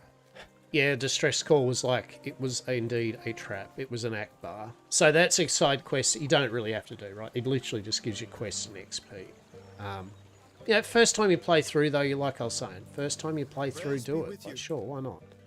Whoop-de-doo, you know? But it does. But in essence, it doesn't offer you anything. Like, it really is a nothing burger of a reward. What you're looking for is definitely passive points.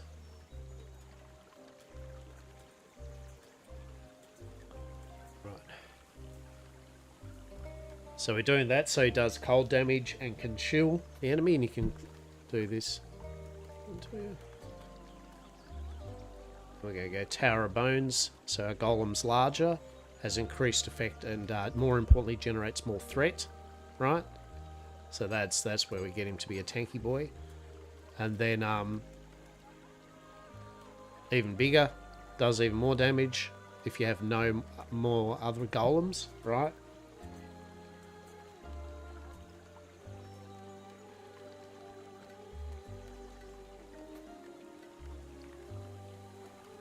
So pretty solid. He's back. He's been quiet since he returned. If you could speak... In Athens, Balthus is like, hey man. Now we must protect the Epoch. Yeah, how can we do that, Balthus? Have you got a way that we can protect the Epoch nice and safely, now that we've rescued you? You kindly old man with a dragonfly pet? I love his dragonfly pet. It's cool. Not fully. Terra left their secrets to us and to us alone. I have... The Keepers have been keeping this last Epoch, you know, safe, right? And now it looks like, you know, Riley's going to do it, so Balthus is like, I have an idea. We are keepers after all. Protectors of Eterra's past. Collectors of lost history. You sound almost sad, mate. Do you think we've made a mistake going through the motions? Keeping the shards hidden, it's all been ritual. I feel as though drastic times are upon us. Well, it might be time, yeah? No. You know about them too. I do. Fate has already shown its hand. Yeah. I apologize.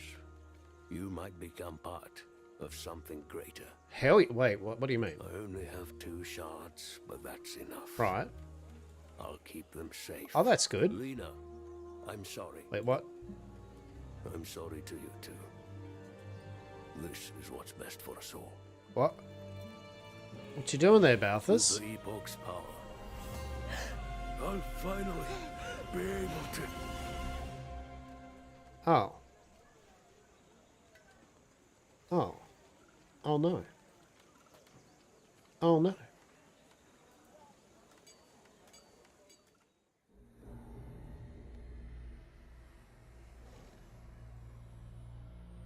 And we're in the ruined future. So you can see here, the ruined era. There we go. So see that lovely tree we were just back there in the divine era? That's the statue in that. It's all dead and corrupted with Eldritch Nightmare fuel. That's what I love about the game, is you kind of go back in time, you see the different, what happens, what caused various areas to fall into disrepair, and it's sweet.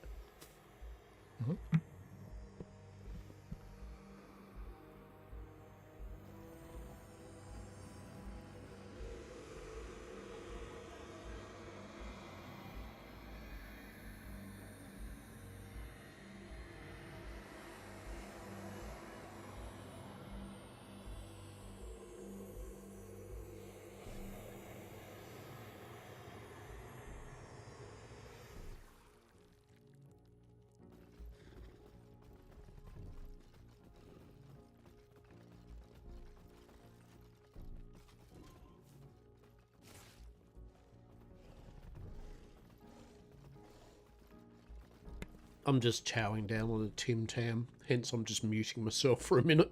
How? Where? What just happened? This place is fascinating. Different, but somehow the same.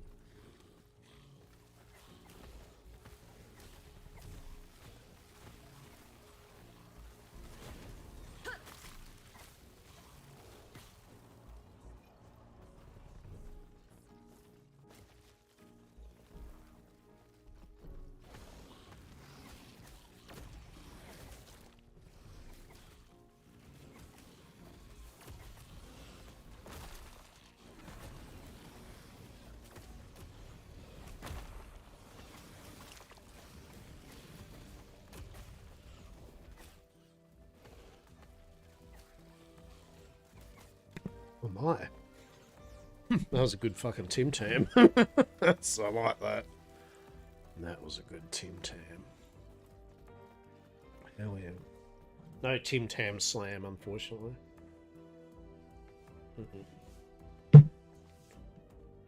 Nope.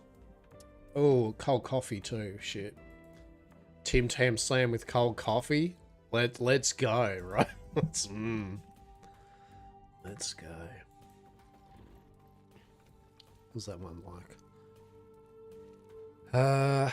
Compared to our other one, which had 7 physical and mana regen, this has a bit more physical resistance. Honestly, I'll take that over the mana regen because I don't use mana regen. And who are you?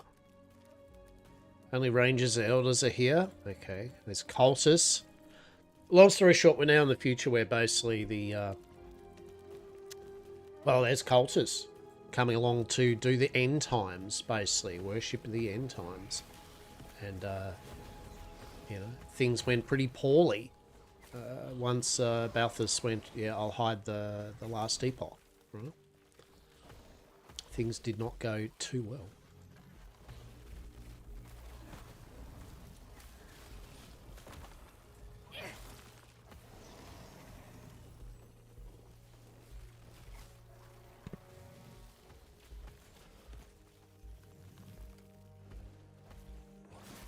Your death has come.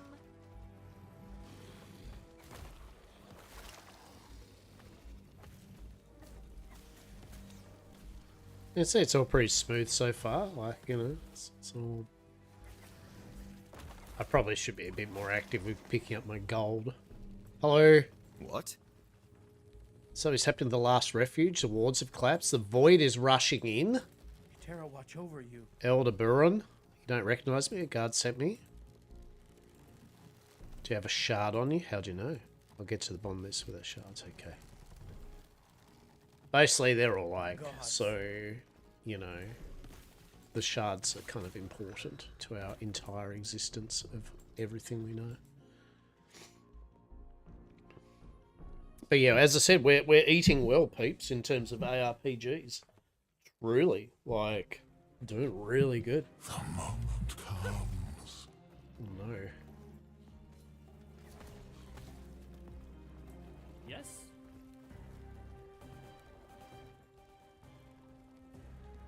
Head north Gods towards the be council. with you.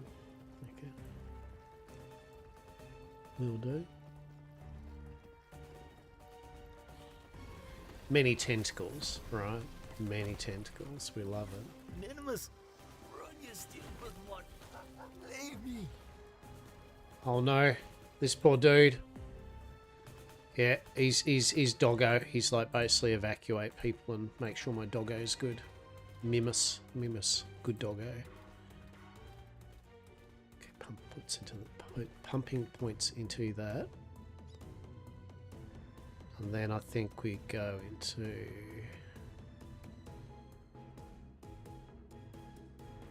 a bit dark ritual, right?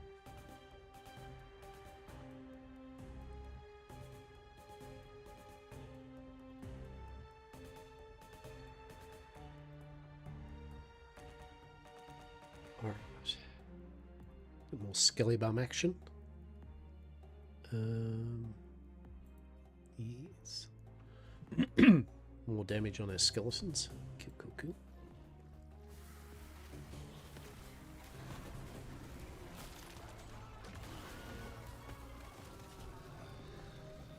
Oh, Skull Cage of Life. Oh, I don't know. 3 spell damage. We lose intelligence though. I think I really needed that to have intelligence. Right.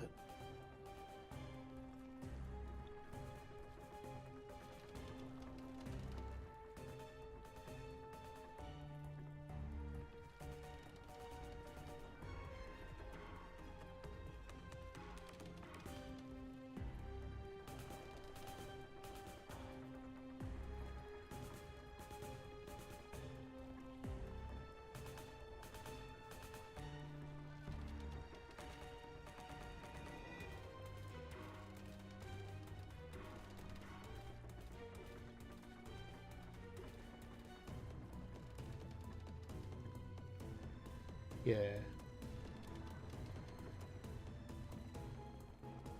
Yeah.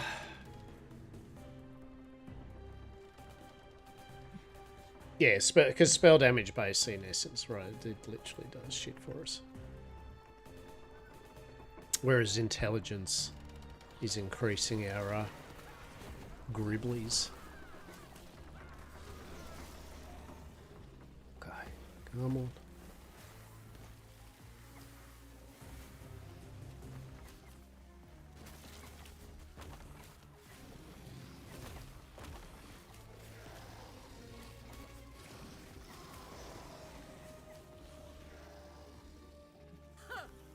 So we're going to do this quest because basically it's this side quest to talk to rescue the 3 people in this map gives you a passive point.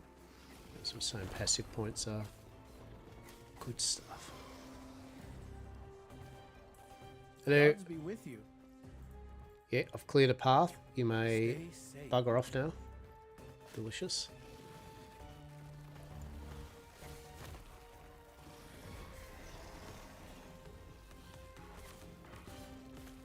Bone Golem's doing alright. He's doing work. Love it.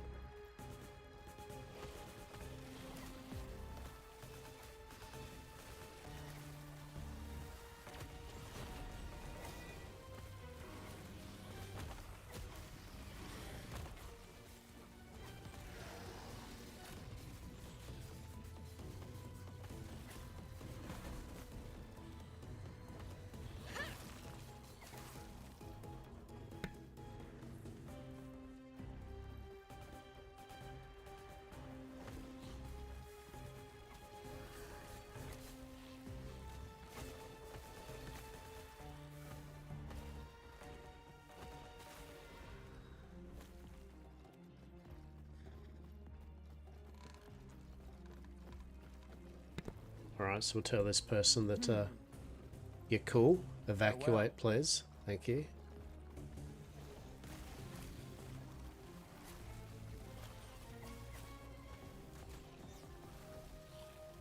Whether I want the 2 archers or not, I think I might go 2 warriors. Yeah. Let's get their AoE cleave type thing happening. Much or muchness, because they're all doing solid damage. But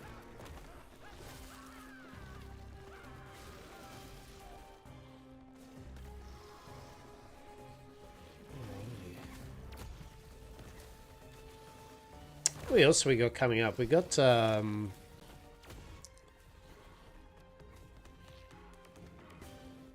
what is at the end of the month? There's a few games we're all rejuvenating. We'll have a look at them later. There's a few bits and pieces title-wise on Steam that at the end of this month that I'm interested in having a check of.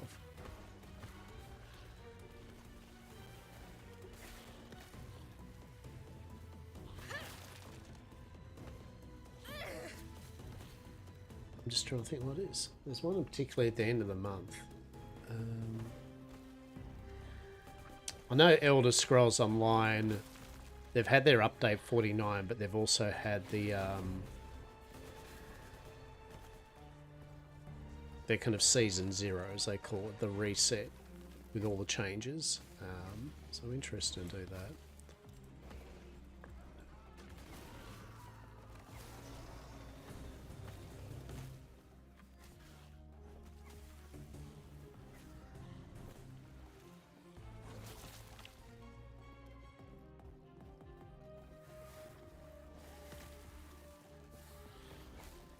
I know definitely next month. Next month's pretty solid. You know, we got Diablo 4 stuff. I think we got Soul Mask. Yeah, between this and next month, there's a lot going on. What brings you here? You may go. Terra's grace be with you. What brings you here? You brought me here. Fantastic. Alright, shall we go here? So now I think we're going to Tower of Bones and get this, and then we'll fill Cold Vengeance out.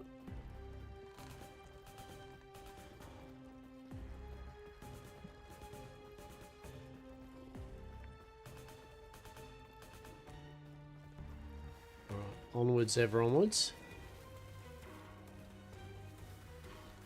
I think we are going the right way. Maybe, possibly. Damn, I don't know. We shall see. I mean, the map's level 10 and we're level 12, so we're already kind of, we don't need to be hanging here getting XP from the area.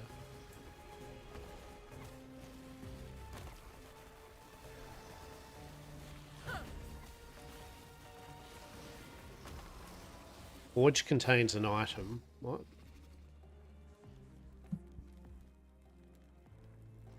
Wait, what?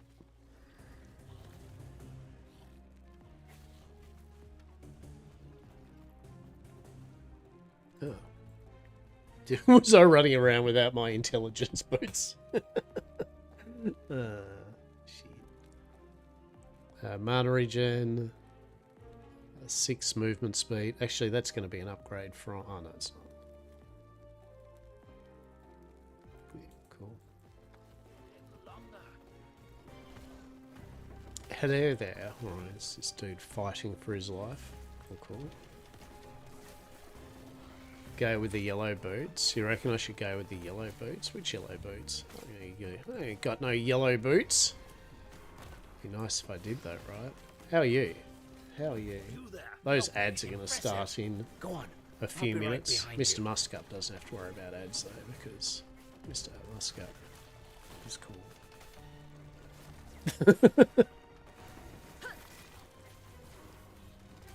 Zetran doesn't have to worry about ads either. How good's that? I could have maybe actually put a curse on the Void Penance. Back at work, vacation over. Oh no. Sorry to hear. But I'm glad you're well. Glad you're well, yeah? Glad you are well.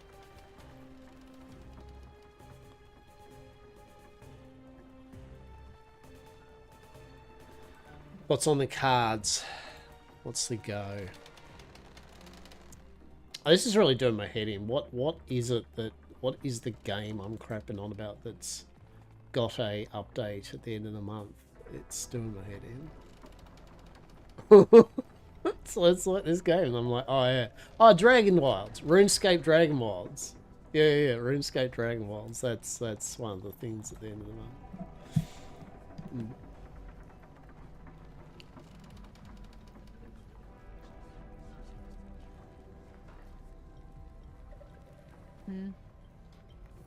There we go. Still got our passive point. Yeah, nice. I'm glad, and I hope you had a good vacation, Moni. 6. I see. You thought now held that it would we thought the gods have long left this world. So now we've got the idol system. I'm gonna rock along. Yeah, idol system. Idols will grant you power, and they go into their specific idol slot. Unlocking idle container space, you unlock additional idle container space by completing the main story and side quests. So at the moment we only have that 2x T thing. Eventually we unlock all of those. The new feature of this season is at endgame you'll get customizable boards that will have different layouts that will give you certain extra abilities when relics are placed on certain tiles. So I know that's a thing. Reminds me very much of things like the sphere grid and stuff from Final Fantasy, 10 and all that type of thing. I'm an enjoyer of tiles and sphere grids and things for abilities. So for example, Serrated Humble Etrian Idol of Hope, 10% chance to inflict bleed on hit, 14% void resistance. The void resistance, sure. The bleed on hit, whoop-de-doo, no use to us now. But the whole point is you would put it in there. Unlike Dragonkin, you can't rotate that around. It is the shape is what it is, right?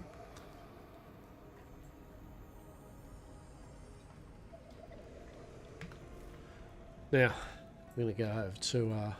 Yes? Now we're just going to sell all that. we need the money. So what we're going to do with that, the money, to start with, is...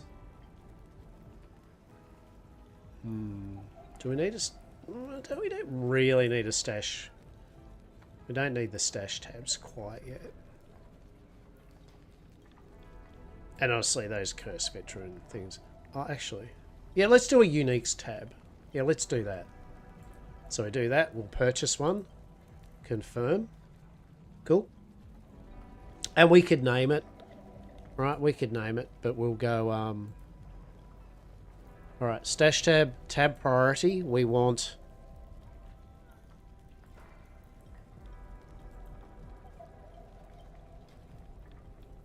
unique rarity. Right, like that's it. That's all we want there, right? Is we literally just want unique rarity. So now, if we grab that unique relic, even though we're on the dump tab, if we go shift right, it'll now be in here, alright? And you can change it, alright? You can be like unique weapons, unique helmets, unique relics, whatever, right?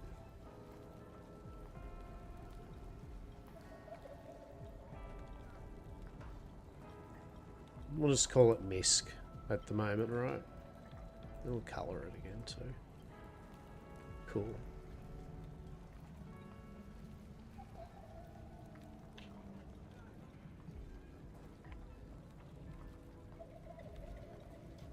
Sweet as.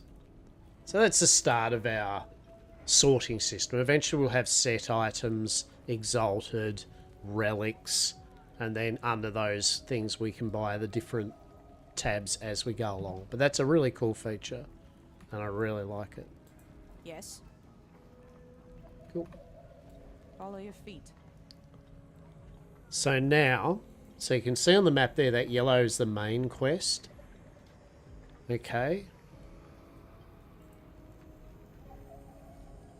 So the last archive, finding Panion, it'll give us 1 passive point. So we've got 4 of 15 so far and 1 of 9. So yet again, you only... Once you get all of them, you technically don't have to do any side quests. You could just be like, I don't give a shit anymore, right? Like, the side quests are mainly to get your passive points and that. Enter the last archive. You know what? You know what? I think I shall. I think I shall. So Eco's got their episode season 13 or update 13 out, or coming out, I should say. All the stuff, all the things. I actually didn't end up buying anything from the Steam sale. I was about to last night. In fact, I put a few things in my shopping cart, and I didn't. I made an executive decision in my mind. I went, I have enough games.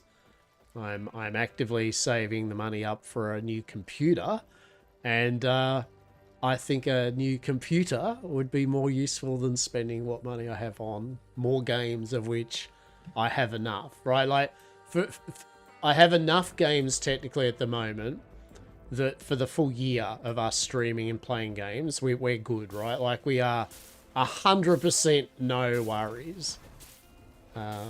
So don't get me wrong, plenty of really good deals on the sale. 100, very much so, loved it.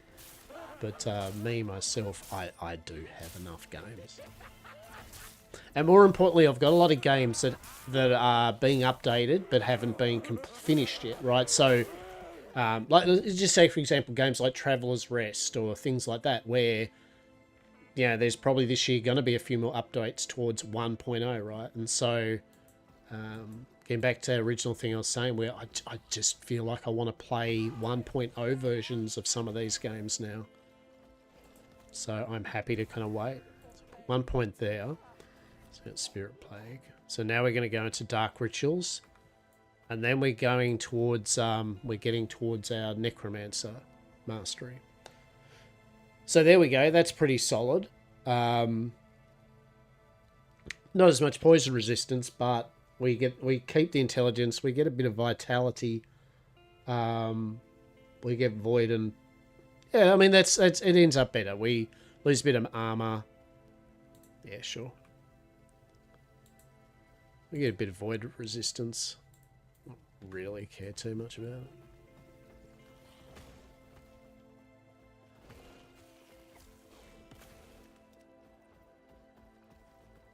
The eventual remains of the Harbinger.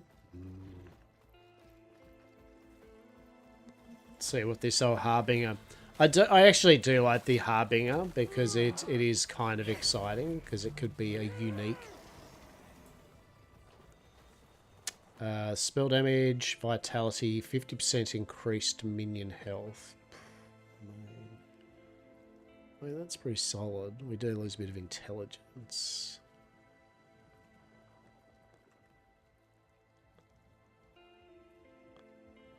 So 8.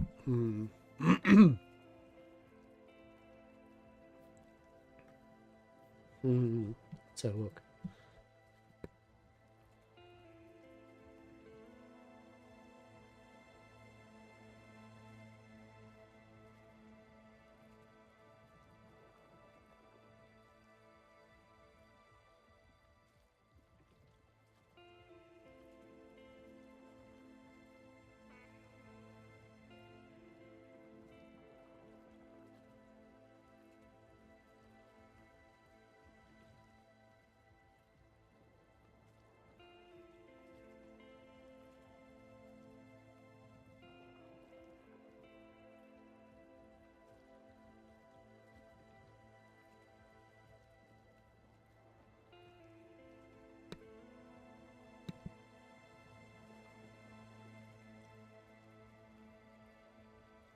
I think, although the increased damage is fine, like, just some more damage is just solid at the moment.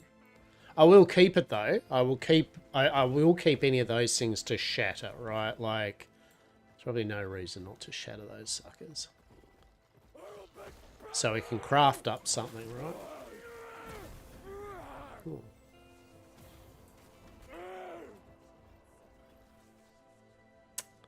Oh damn! Well, I mean, it's not particularly good for us, but the fact is, we've been running around in total shit. Look at that. We've been running around with 17 armor. That's it. So we can 79 armor with 2 vitality, health regen, poison res. Would have been nice if it was int, but the point is, get out of here, outcast rags. All right, what do we get for our nemesis? Do we get something cool? Vial of volatile ice. Chance to apply frostbite, area of cold. It would be great if it was anything other than us.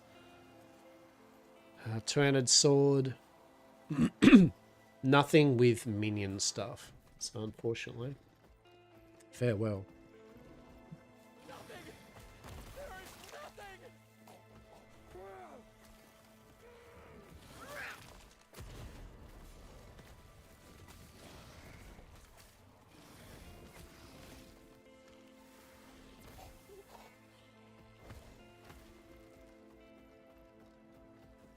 Onwards, ever onwards.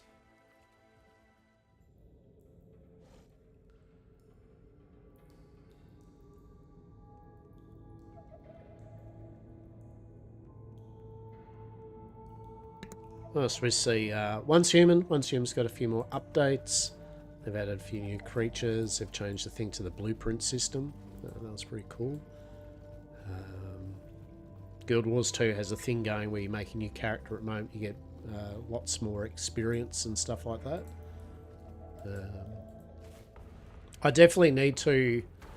I still have not actually... There's a boss. There's 3 of them. I still have not actually finished Midnight yet for WoW, which is pretty sad. Because I probably...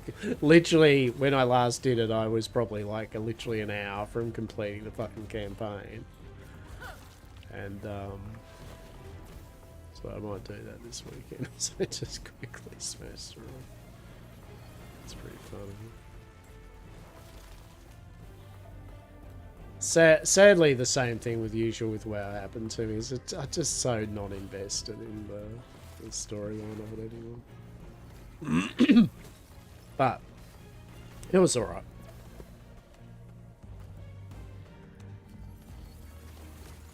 It eludes me.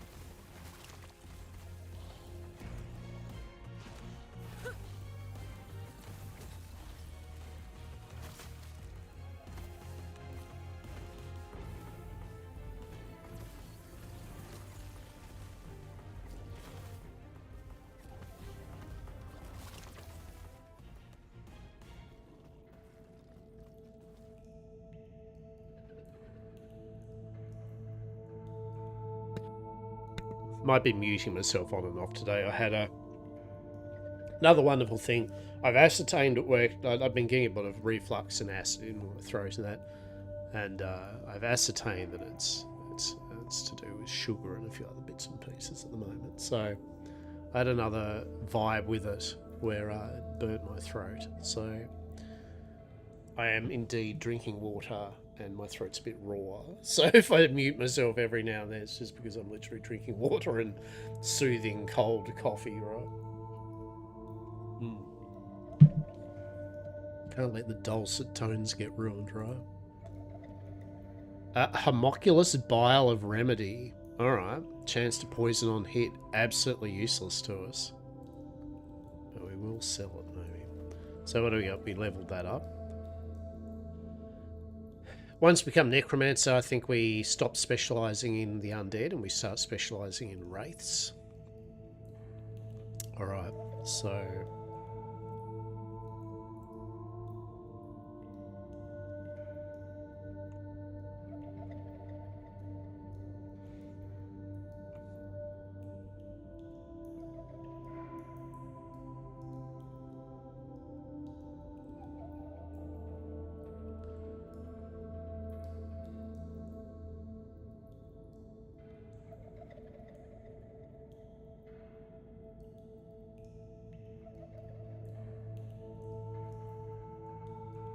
I think we want Hollow Walkers, right? Yeah. Alright. Return to Elder and tell him that Elder Panion has gone missing and his acolytes are now demon creatures. Seems legit. Seems legit.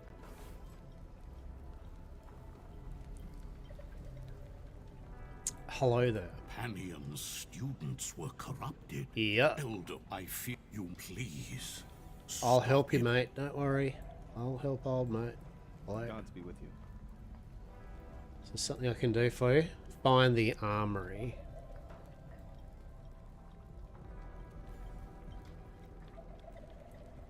What? Go on then. Bah. There's a ledger quest. That doesn't actually get you anything really of note. Ezra's ledger. Oh no, that one does. That one you get the passive point. Yep, my bad. Armory aid. Armory aid you don't. Okay.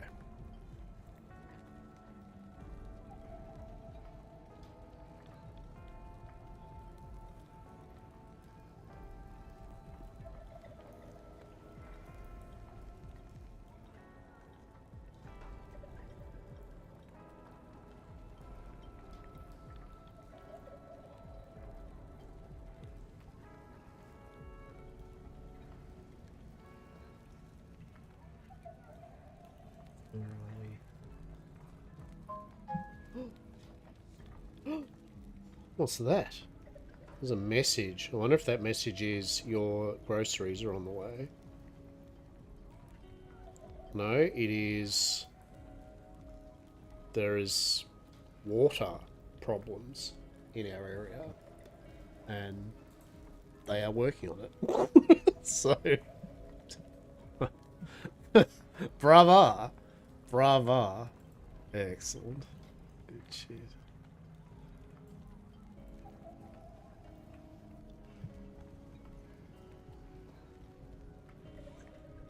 Tier 2. Yeah, cool.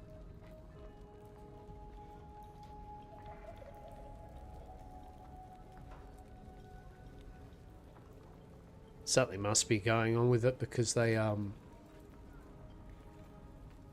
Yes. kind of water problems a couple of days ago. Follow your feet. Oh, for fuck's sake. Hello? Keep sending messages for. Oh. That's pretty funny, right?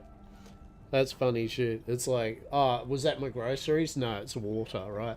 Literally right afterwards, hey, your groceries, they'll be here within half an hour. It's like, well, fuck a doodle do, right? It's alright.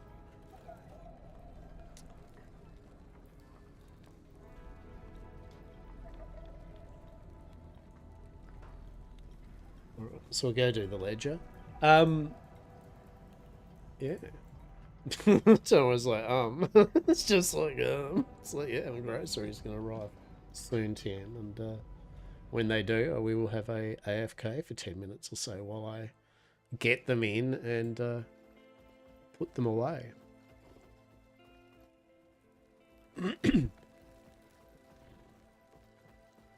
I actually did get a number of extras. I'm a firm believer. I mean, I said I don't normally talk much about real world stuff or things going on, but obviously things are a bit iffy for fuel and petrol and things across the world, and definitely I don't believe in being silly purchasing shit, but there is a fair and reasonable expectation, I thought in my head, that things might get a bit rough at supermarkets and bits and pieces soon, TM. So I, in my infinite wisdom, decided to at the very least order a few extras of essentials. You know, like long life milk and fresh flours and baking powders and noodles and rice and pasta. You know, some tomato paste packet. Yeah, all that good shit, right? So extra things are cordial. And that way, as I said, I think there's a fair, reasonable thing. It's not being silly. It's not like hoarding too much. It's just the fact that I have at least I've got a week or two's worth of shit in surplus, and then that way, if it's not needed, that's okay, because we'll eat the stuff that's recent, oldest first anyway, right? So it's not like just keep it until it deteriorates, but definitely I feel that I don't want to be sitting there if it's like, yeah, and because I live in an island state, right, you can appreciate the fact that, you know, we're reasonably reliant on X amount of things, you know, so yeah, better safe than sorry. But I still don't believe in panic buying. I still don't believe in, you know, buying out a stupid amount of shit so other people are fucked either, right? So my mindset was just to buy one extra of essentials every grocery order, so that way I've just got a bit of, you know, a month's worth of food and supplies. You know, medical stuff. I got some, you know, painkillers and bandages, band-aids, iodine, you know, just shit. Just shit that's used. And if things don't become problematic with it, excellent. That's what we want.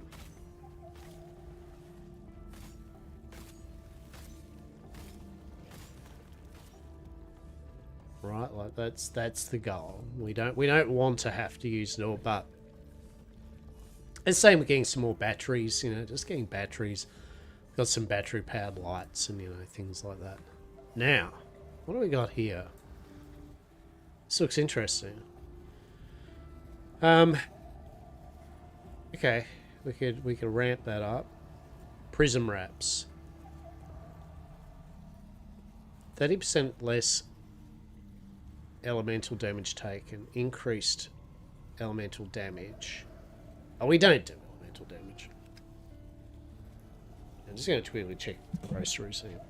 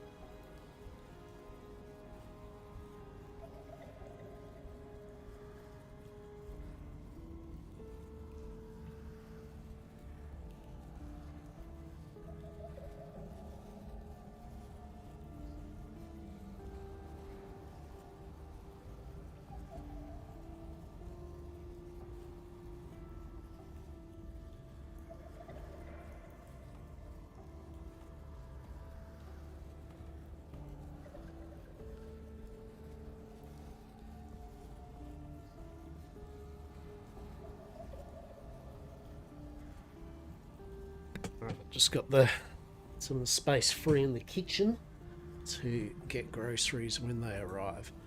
So yeah, the prison reps know. Honestly, yet again, I'm good. We are fine.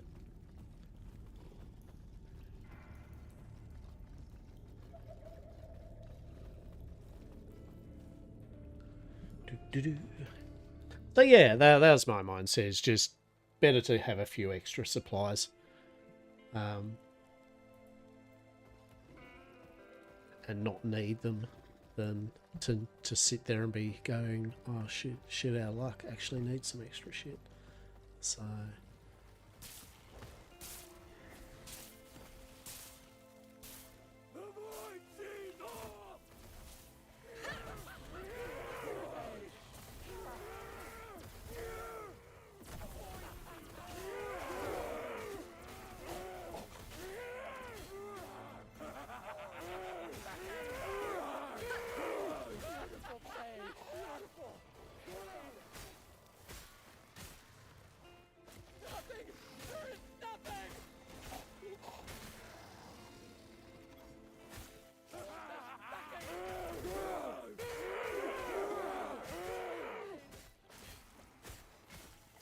wait, is this? Am I even going the right way?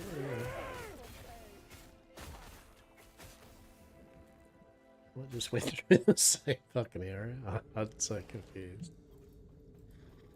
Yeah, wait, this is just to the quest, mate. It's... Oh no.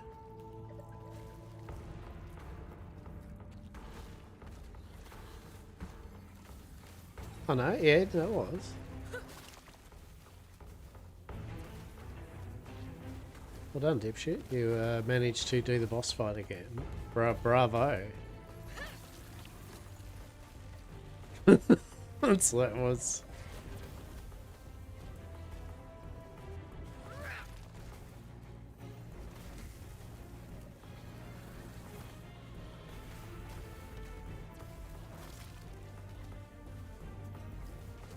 I guess we'll do it again, right?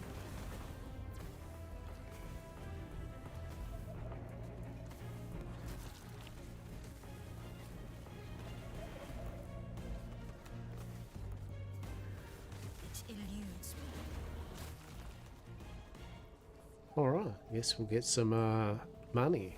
Bravo. Bravo, mate.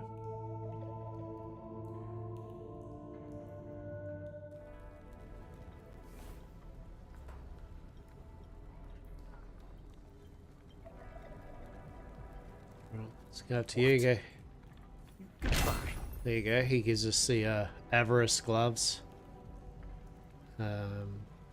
Which, you know, gives you elemental resistance. Bah. That is indeed a thing, but it does.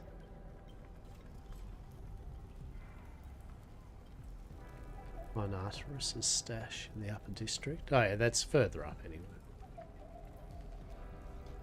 Alright, so go shift, boom. That goes in our uniques. Love it. 10 out of 10. Go there. Yeah. Boom. Alright, now we've got Big Bone Boy. Alright.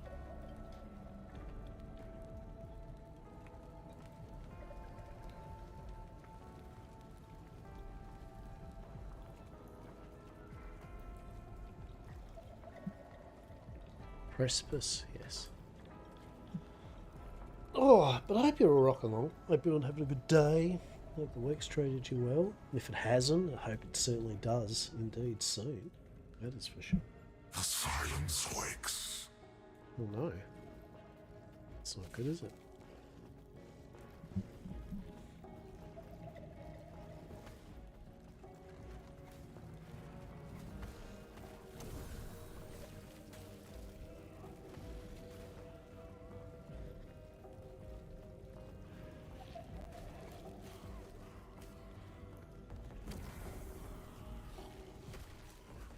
Oh, hell yeah. We do like that, just holy meteors just drop on your enemies, right? Right, that's a good one. I like that.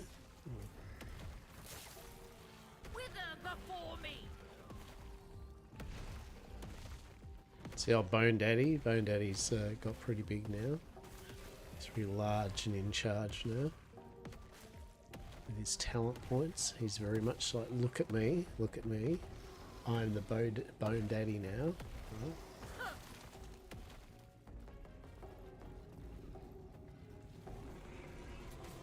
No. An idol of loathing.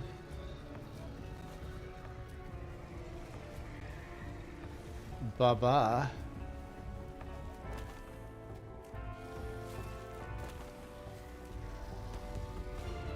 Hit him. Hit him. Oh yeah. Oh, we get turned staff. Ah, shurikens. Well, I guess I'll go well with the new rogues. Fucking shuriken ability, right? Now we're going to go to the ancient era.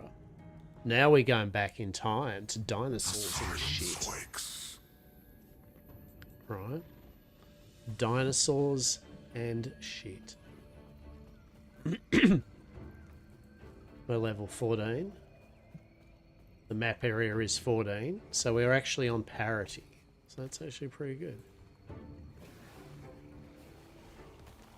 We have a cheeky nemesis. What's cheeky nemesis have for us? Something good? Lesson of the Metropolis. Dodge rating, dex, no. There is nothing there at all. No minion shit, nothing. Get wrecked, us.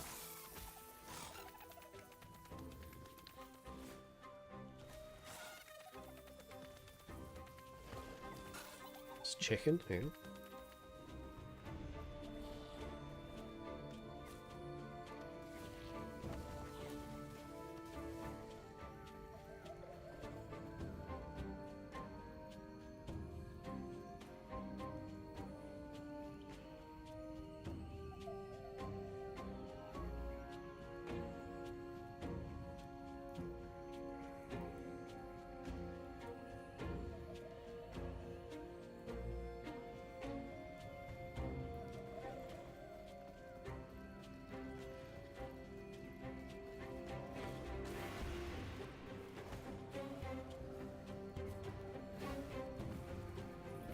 What's going on up here, eh? A lesser window.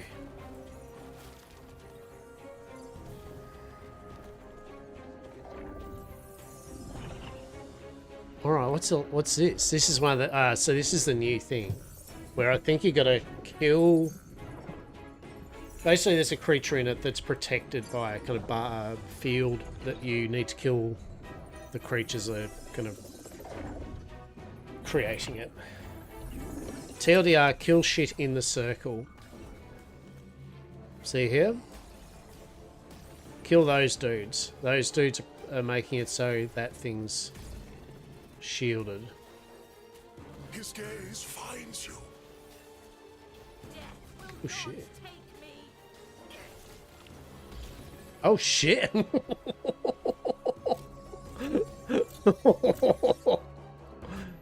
Oh. Oh. Oh. Don't know what happened there. Well, I do know what happened there. I got wrecked. That's what happened there. Got wrecked on the new thing. What is that? That star there. What does that mean? Do we beat it? Is it there still? Time glass fragment. A small fragment of an omen window. That's what that was. Valued by those who can see through. Can be traded for runes of corruption and corrupted items at a high level. Okay. I don't know. Is that the well done champ? You try it? Kind of like feel that's what that reward was. But yeah, I don't know. I don't know what the go is. I know it was kill shit in the bubble, but. So what you can do is you can go down here and there's like a I don't know, it's an elite or it's a chest or it's some shit back down there, but it's nothing we need. 'Tis nothing that we needeth. Infinite possibilities. So So basically the bridge was broken, so we went back in time, went around and kind of got there. So that's where the backwards and forwards of time, right? You're going through regions that are, you know, fucked around with, which is cool. I like it. It's really cool.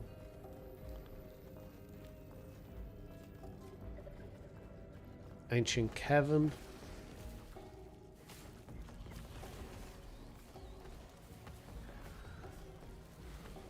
It's like the shards are very much the important thing, right?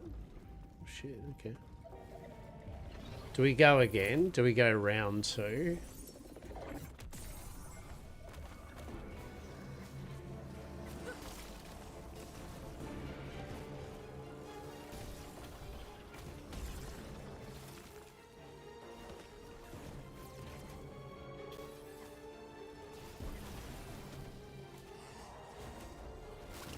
Oh, oh, oh.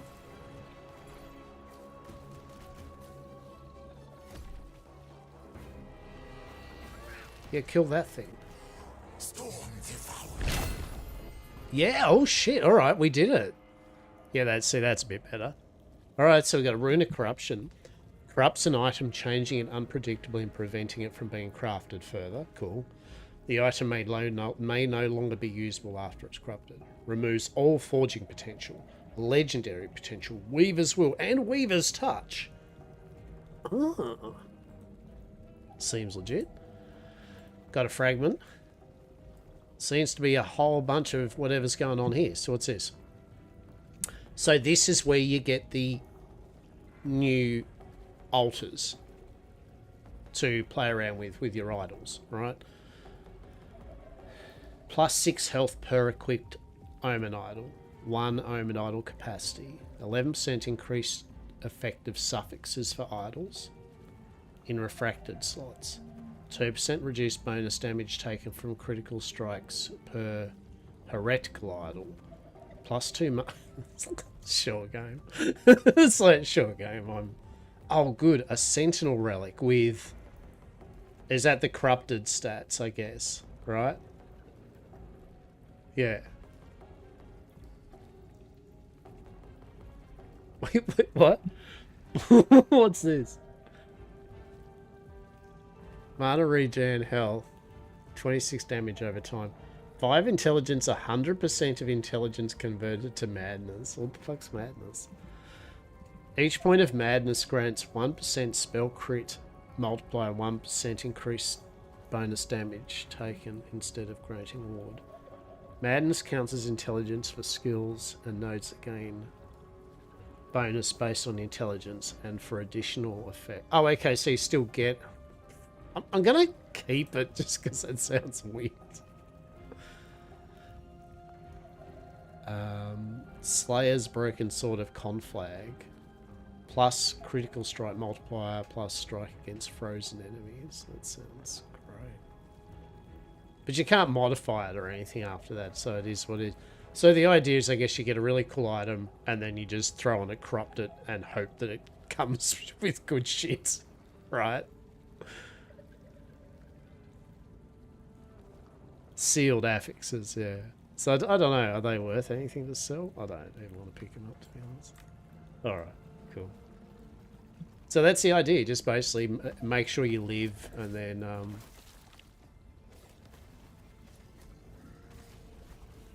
get that loot, right?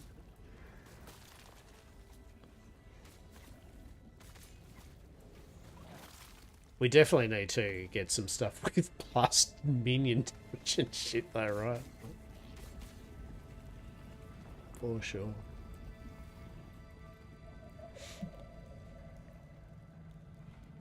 But that's one of the new Season 4 things, is those fractured windows or whatever. And corrupted items. Right? Hello.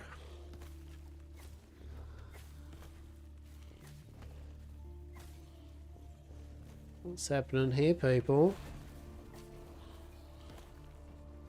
We're definitely squishy too. We definitely gotta work on that.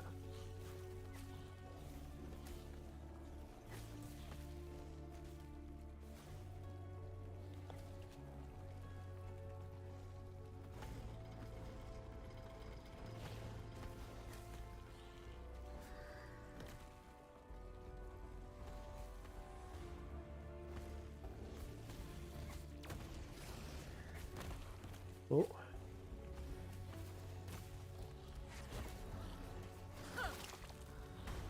Alright, here he is. Oh, boss boy.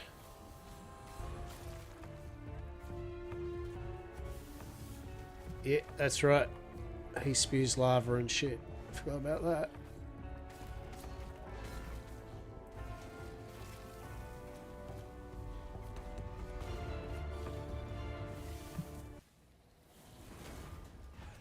He doesn't spew lava when he's dead, though. Alright.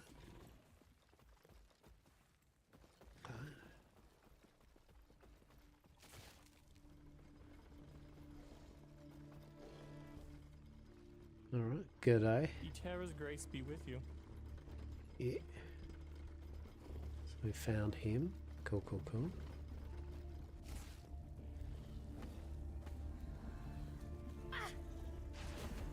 Your death has come. Oh, woo.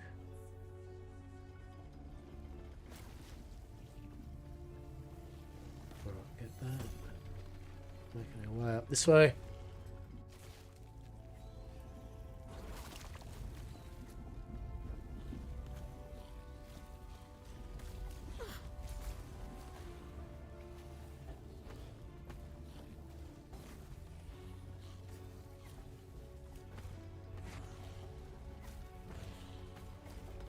Right, so we'll check this banished dude to see if there's anything happening up this way.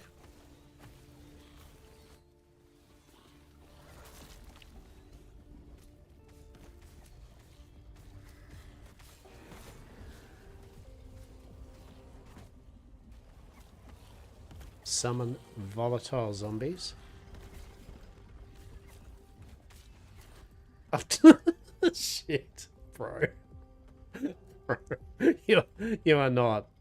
You do not have oomph at the moment. You are very squishy, and you cannot take your eyes off the screen for longer than half a bee stick.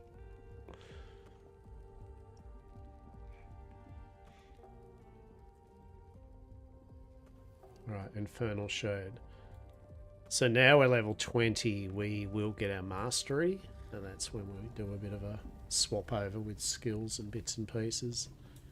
We, from what it looks like, we finish up, we respec from Summoned Skeleton. You don't go near that thing, man. That thing loves to kill you, all that.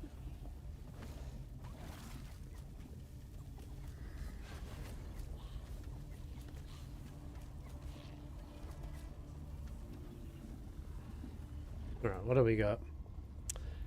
Bleeding Heart. Health regen.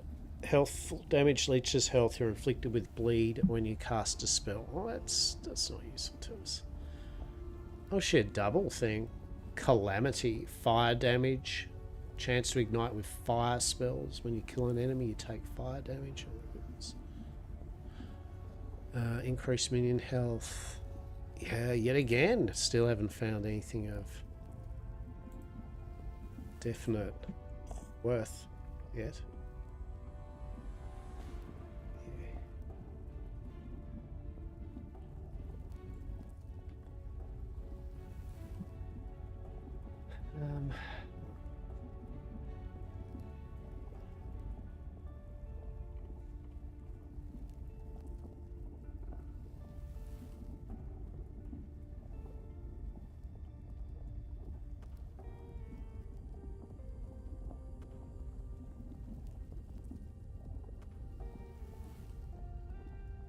We need to get our wraiths.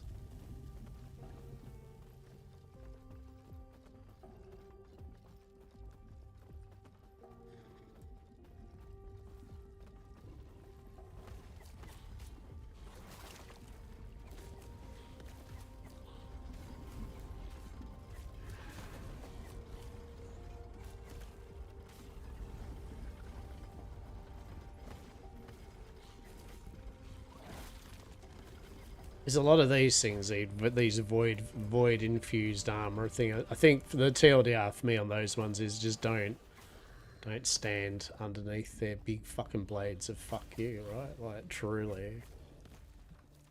Is this a good shrine? What are we talking about? Summons an allied beetle. I mean,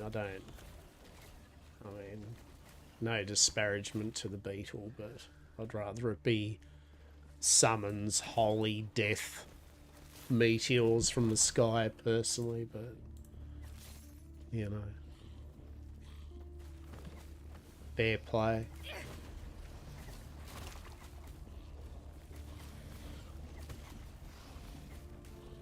Kill it, kill it, kill it.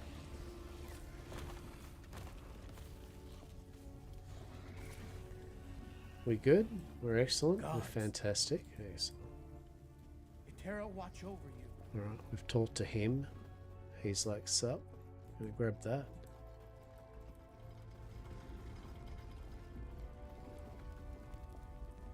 Alright.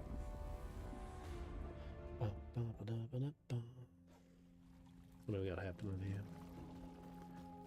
So this is our little bossy fight thing. Before we get our mastery. Panion's doing a bit of Japanese rope bondage, except for the rope is Eldritch tentacles, and I don't know where I'm going with that one. It's just he is living. Definitely, it is a thing happening. He is now this thing. He's going to do a big beam of fucking fire by death. We definitely don't want to be hanging out in that.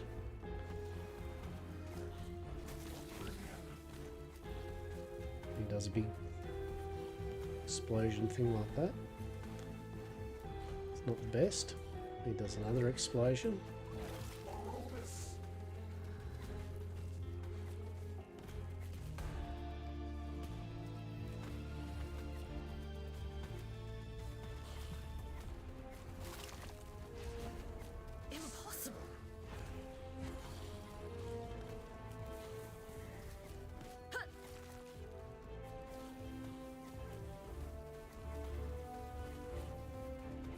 To be honest, probably ranged is better for this one.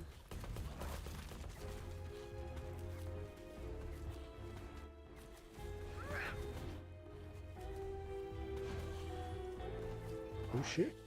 There we go. Scholar's Iron Greaves. Only one intelligence, sadly, but a bit more movement speed. We can work with that maybe. Gloves of Life. Okay. So we got our last Epoch shard.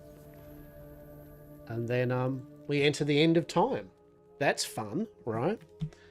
This is the end of time. This is like the world's... Everything's gone. We are literally looking at the heat death of everything or something. I don't know what's going on here, but... This place. Everything's in pieces. I don't like this at all. She does. Where am I? Yeah, right. There's just literally a void and an all-encompassing nothing. And, yeah, just these peeps are hanging out here. Just be like, yeah. Now, that would be my groceries, too. So we are going to BRB. Yes. Won't be a moment.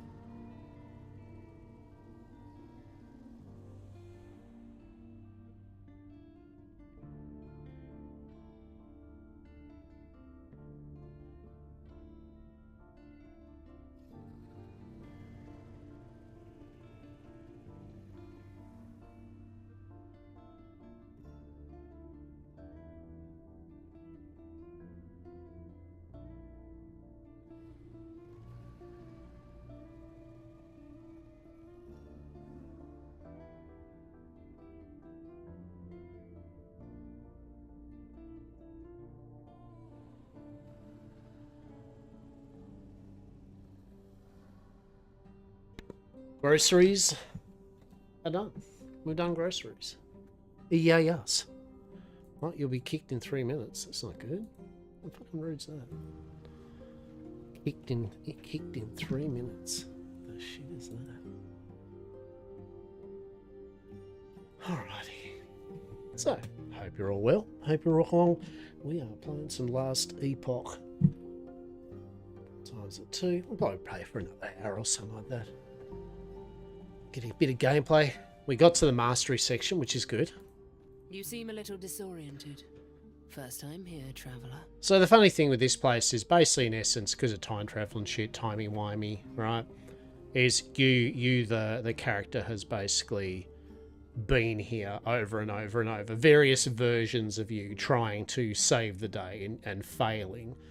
But it's culminated in you kind of being maybe the chosen one of you that's actually able to do it. And with all your knowledge from basically dying over and over and over and trying, hence you develop like the mastery, right? Like that's how you get your mastery, is you are now fucking good at doing a certain thing because you've Groundhog Day the living shit out of existence, right?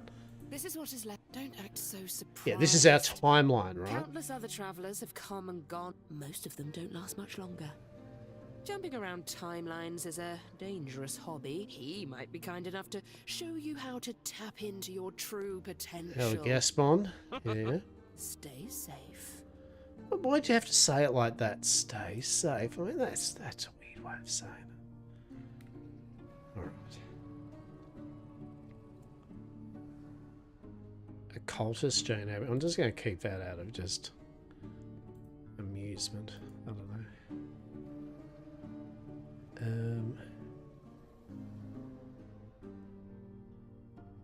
2 intelligence, increased cooldown. Okay, that's a shame. 8 movement and 1 intelligence and a vitality. Yeah. Bows Anarchy.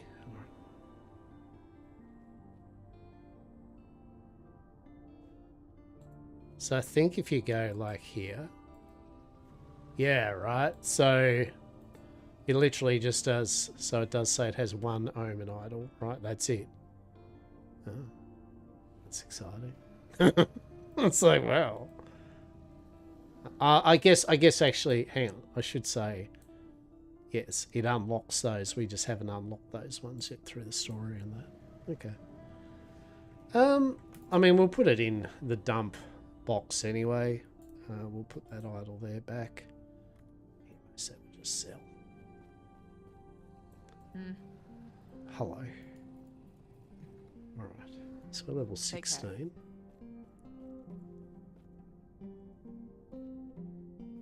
I love that though. The music's nice, little guitar work of just literally the end of times, right? If there was an end of times, I would hope it would be something like that. You could just sit back down with some fucking melodic music and you're just going, well, that's an existential dread moment, but also happy, right? It's like Hello Kitty of existential dread. Fantastic. 10 out of 10.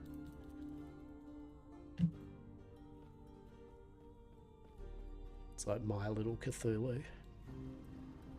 You've woken up. Hey, Gaspar. That's What's good. up? I see you've spoken with the armor-clad woman. I have. Your potential is infinite. Countless alternate versions of you have come and gone, only to drift away into nothingness.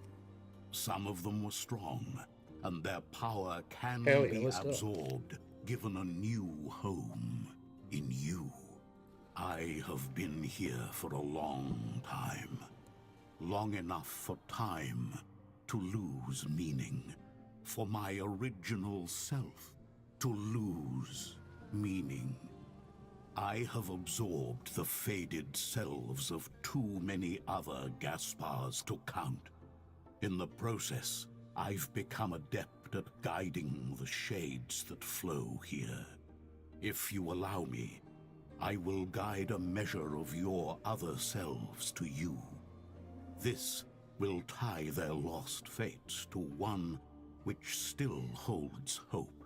I warn you, Your will must be absolute, or you will risk losing yourself to the storm of shades. Do you accept this risk?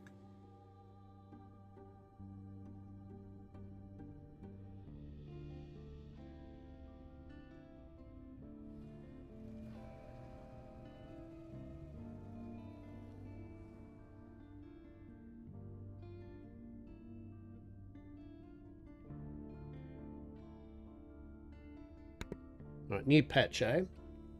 Fixed a bug where omens could be damageable before emerging in the visions of the observer fight. Fixed a vision of the observer having a consistent red outline. Fixed a bug prevented items from being picked up. Possible fix for disconnects on joining a new server. Okay. Okay. Then close your eyes and focus on the So there's our potential mastery you choice wish now. to It's going to be wield Necromancer, by the as way. I guide the shades Right. to you.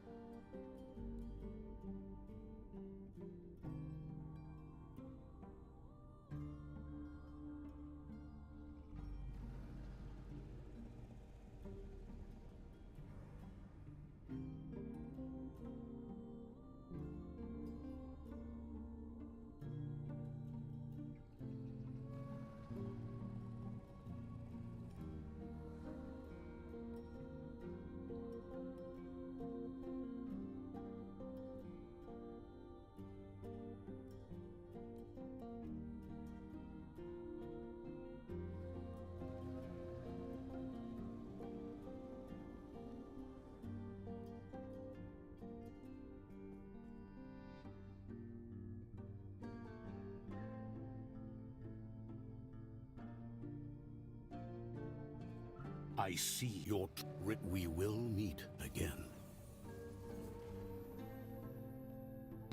So now we are indeed a Necromancer. But now we need to respec.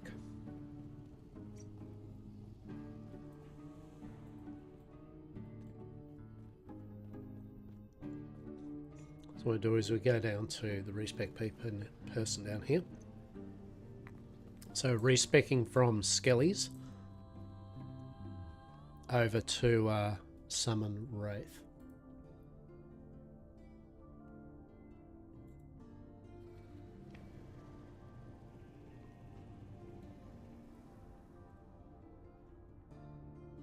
Now, Hello. hello. Traveler.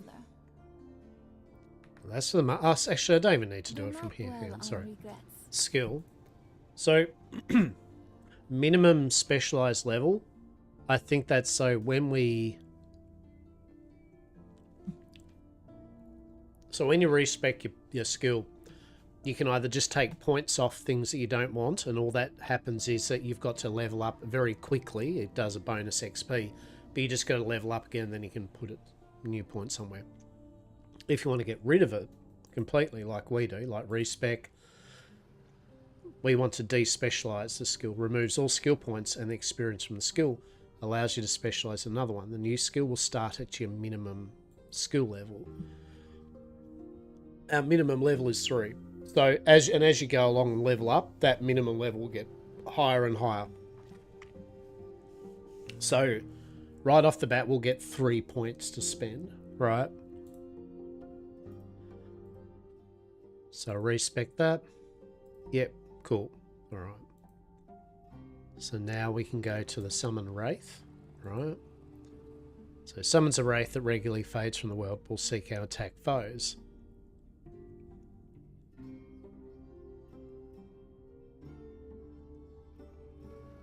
So Wraiths deal additional damage, and then they leech. 3 points in that, then we can get 1 point into that.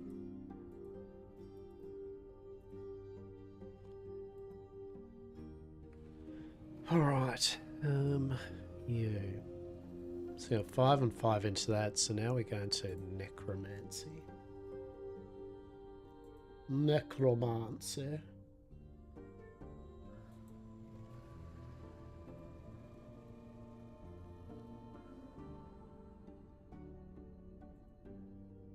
What we got? Health and intelligence. Increase minion damage, attack speed, and cast speed.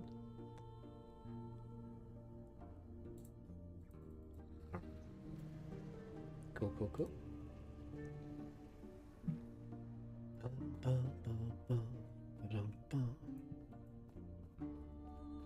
Let's just go forth.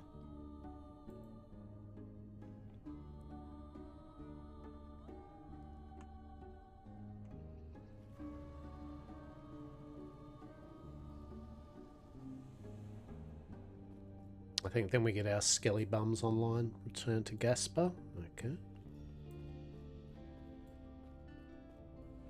Gasper. Gasper.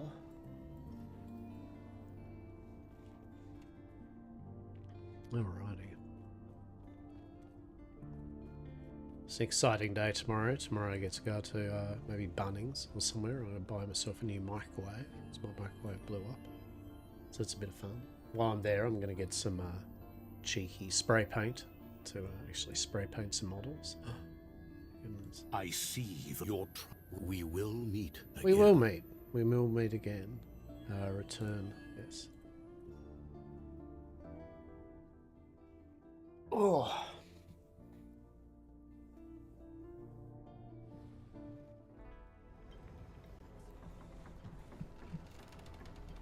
All right. So now we can go talk to everyone. Go, sup? You there? Hello? Gods be with you. Yeah, you're welcome. Just gave some. So that was a good example of a quest that literally didn't give us anything. Greetings. Do you know about time rifts? Okay, that's pretty cool. You know a lot about time rifts, I see. You're a time rift connoisseur. Why, terror. I have Gaspar. I've met future you. There is an old Alright, passage I've met to the future surface. you. I will dispel. Oh, hello. May Terra smile upon you. You want me to do something for you? Hello. Alright, seems legit. Let's go. Is that something which... What are we looking at? The lesser refuge. Look for signs of the refuge. That's 2 points. Search area for time rifts. Yeah, sweet as. Find Artemis's stash. I mean, we could. I could also just not. How about that? What if I don't? There we go. That's what's happening here. Do, do, do, do, bum, bum. Do, do, do, do, do, do. Alrighty. Yeah. Look at him. So now, skelly bums are not specialized, but now we've got these ones. It eludes me. Now we're gonna need a bit more mana and stuff.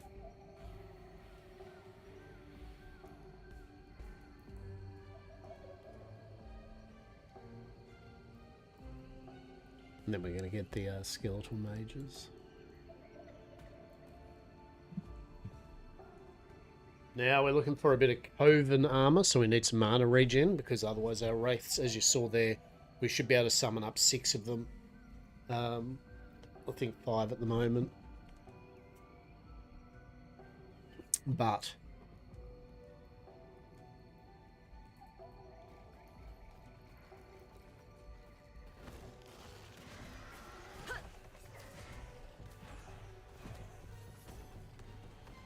so you can see with the wraiths their health, so you summon them up and they last for a period of time, right, before they cark it.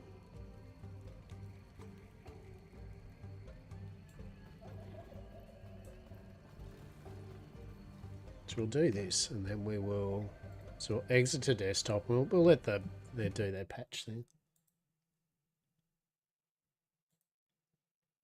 We'll do the patch. We shall. Some tasteful wallpaper. All right, update, please. Update. Oh, Icarus, you have a new update here. What's going on there?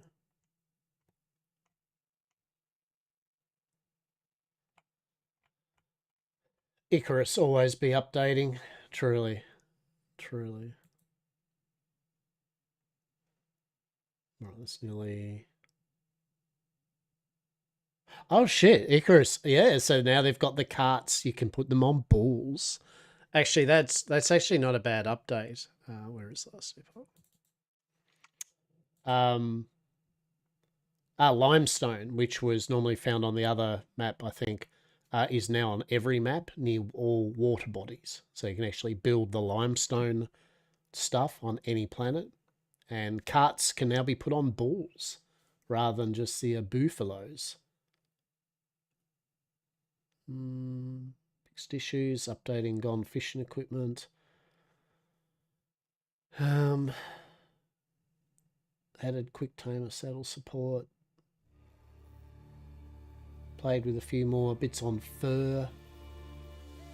Next week, unlocking new Dangerous Horizons workshop modules.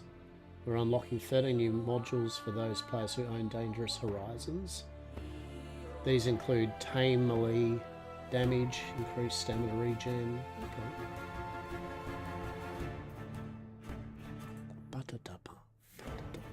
That's pretty cool.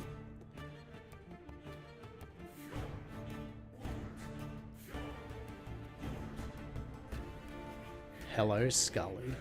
Let's go.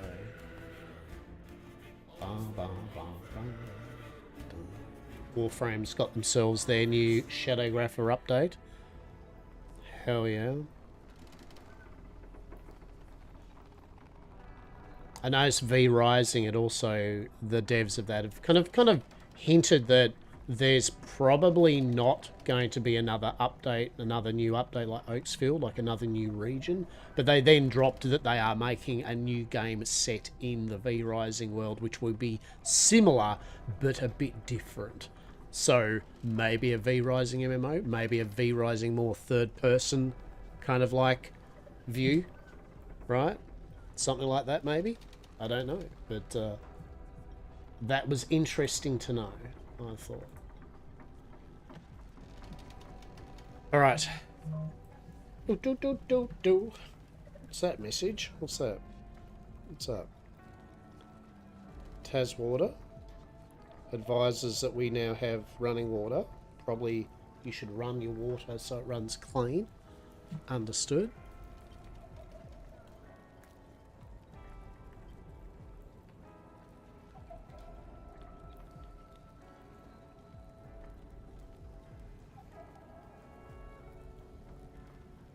You know, even though, I know this is ridiculous, even though we don't need to do that side quest, I'm a person that hates side quests, just sitting there going, you haven't done me.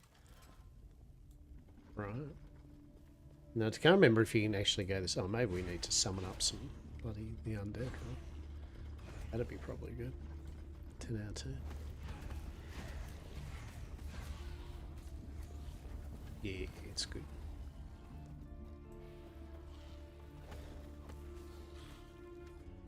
Actually,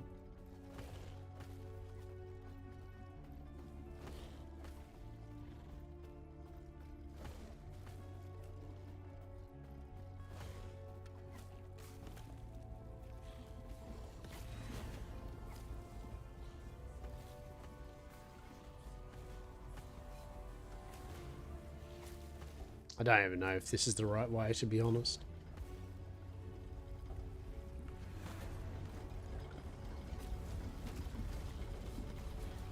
Oh shit. Oh shit, we definitely don't want to be stuck there, that's for sure. I've got to remind myself to summon, you know, I've got to remind myself that the wraiths are actually things I need to use, right?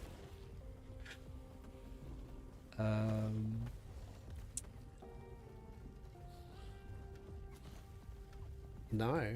We literally, actually, we've had very poor luck with weaponry at the moment, that's for sure.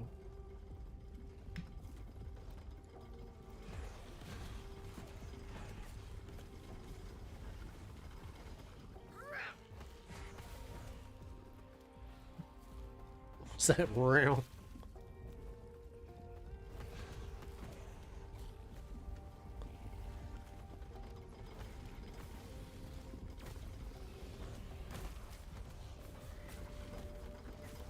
Get him.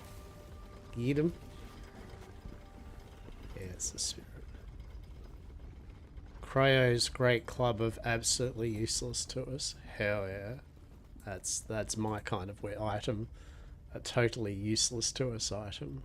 Oh boy. Let's fucking go. Let's fucking go.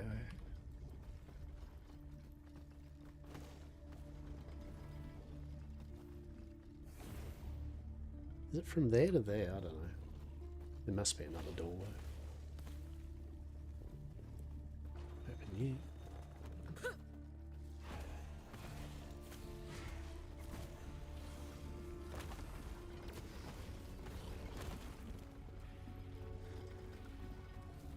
Right, that's where the boss fight thing is. So maybe it's on the other side. Oh, maybe actually it must be the other way. Yeah.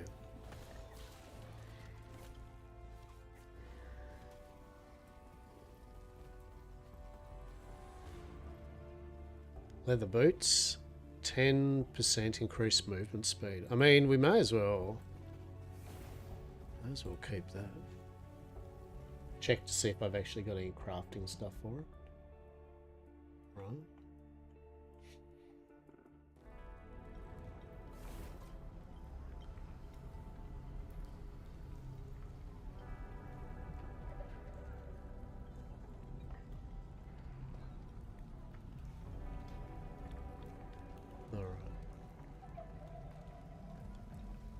So what do we get? Roberus.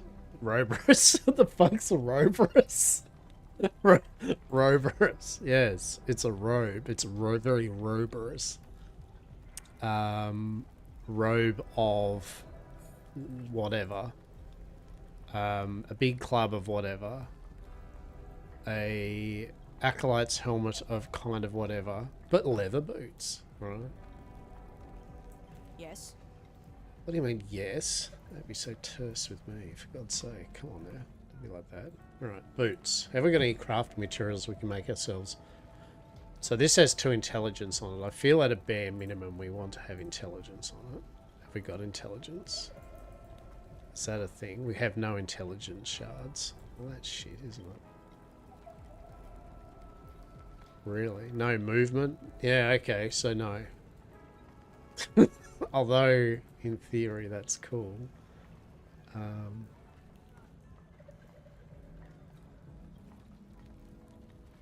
Follow your feet.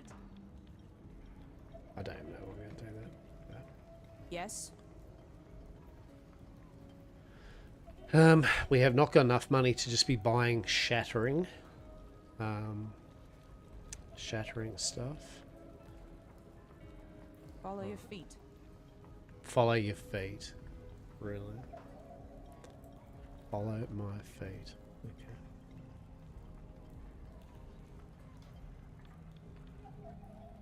Go down here. Do do do do do.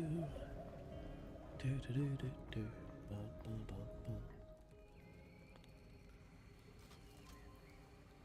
Your echo will break. The omen of silence. Your echo will break. What does that mean even? I don't want my echo to break. Please and thanks. Cheers.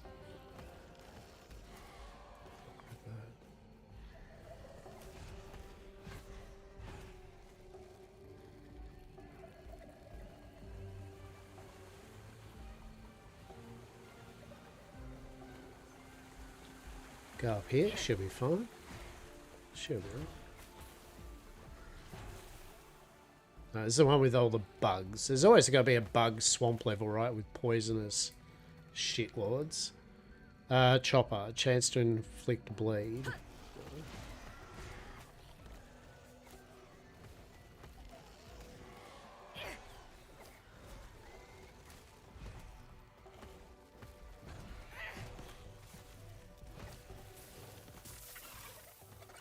Now that's what we're talking about. That's a loot lizard. It's basically the equivalent of D4's loot goblin.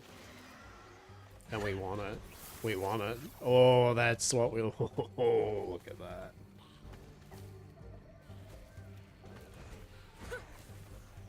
Delightful. Delectable, dare I say. Delectable.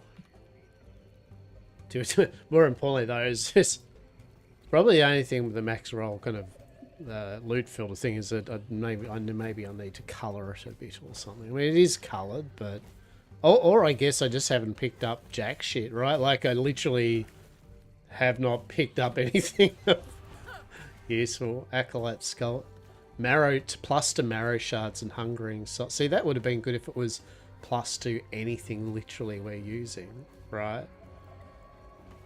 That would have been amazing.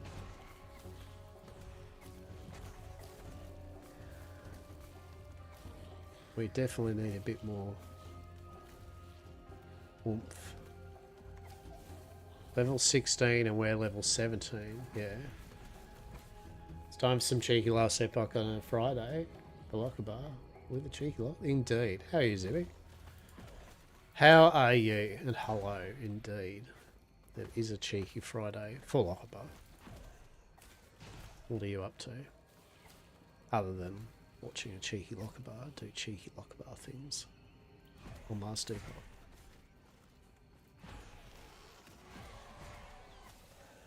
You good? Home now? Nice full long day? Yeah, nice one. Yeah, that's good. That's good. Well, here's to the weekend coming being mint, right? Being good stuff. For sure. Yeah, we're just doing a little short stream today. Season 4 of this came out, and I was like, yeah, let's potter around, just vibe.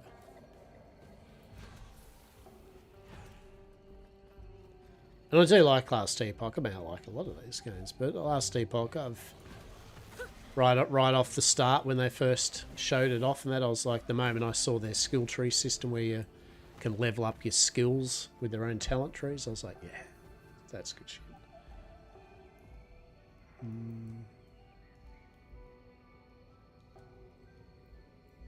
Really have not found Jack and shit. That's funny.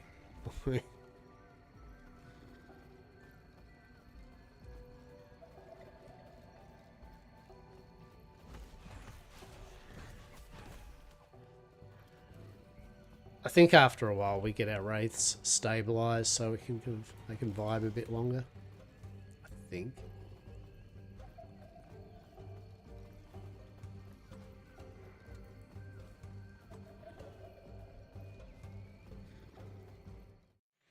The cultists had a philosophy. The void transcends reality. I do like their philosophy though. It, so could they. After all, this world was gone. If they devoted themselves to despair, would it welcome them? I thought the name seemed familiar, but no. Desperate. Worthless in the end.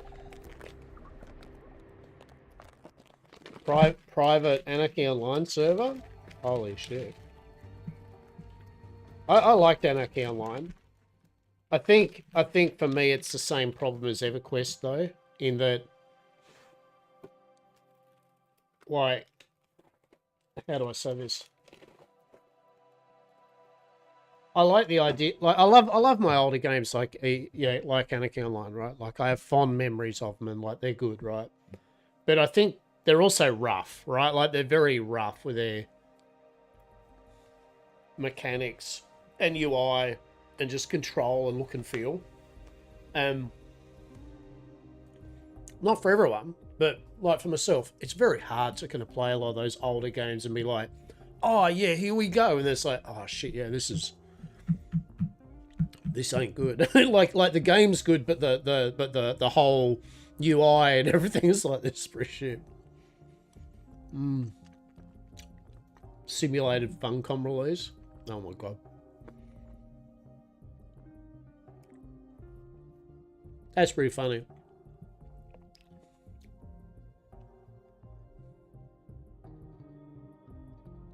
I might have a look though. Like I might have a look at it, but yeah. What I am happy about is that it exists, right? Like I'm happy. I'm happy it exists for people to go back and play these things that they enjoyed, right? And it probably isn't for everyone. I mean, hell, Anarchy Online was a niche-ass game to start with, right? Like, it wasn't exactly for everyone anyway.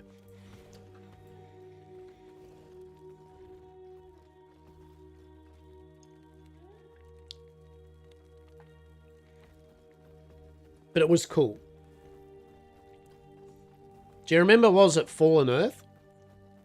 Kind of similar kind of eras of things like that, like Fallen Earth, where they're rough around the edges, they're very odd, but by goodness, they're different. They're different to a lot of games.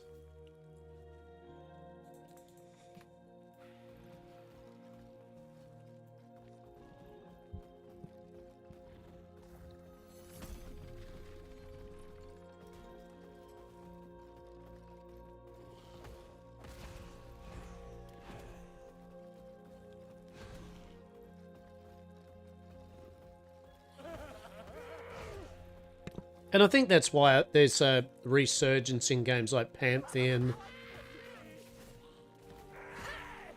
right? Project Gorgon, and the others, right? You know, there's plenty of them. There's a bit of a resurgence at the moment of the rougher but really interesting MMOs and experiences. Now, in saying that, I do feel that there's going to be, and probably is already, some cash grabby attempts at the member berries and the nostalgias of older MMO players, or not just older MMO players, newer generation that have heard of the Grognots speak of the old times, and they've watched Josh Strife Hayes and peeps, you know, go revisit them and go, oh shit, yeah, you know. And to be honest, I mean, X amount of them will go play it and go, oh no, this is dog shit, right? this isn't, oh no, I think I won't. But some of them will enjoy it. But I feel that there's going to be some cash grabs based on that, right? They're doing the whole, do you remember EverQuest? Here's a game just like EverQuest. Like, is it really though? No. Yeah.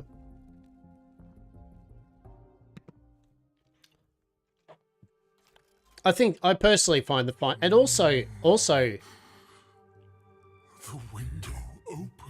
For me, for example, like why? Definitely a couple of them. It's like, why would you keep the really horrible UI decisions and horrible control decisions, right? Like, just because you're making a homage to the old genres doesn't mean you can't at least put a smidge of quality of life in that shit.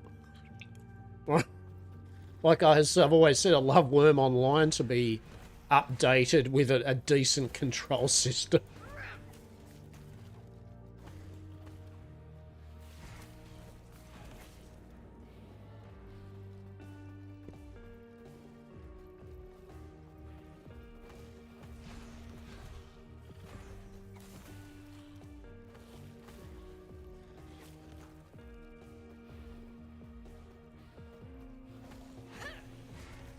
And this here is the Necromancer experience. Not the full Necro yet experience, but this is very close to it. Run around with your pets out. Doing that thing.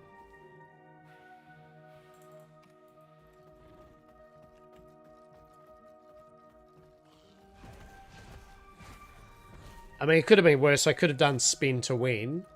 Could have done Warpath. Right, and I was tempted. I was like, do we go Sentinel Warpath? And I'm like, look, I just literally did Dragonkin fucking Spin to Win. I need some... I did, too. Look, it's not just the enormous pet. I've got all the size pets out. We are equal opportunity size pets around here, that's for sure. Small, medium, large pets. Fuck yeah. Let's go. Exactly. Exactly. It's how you buff it. It's how you raise them from the dead.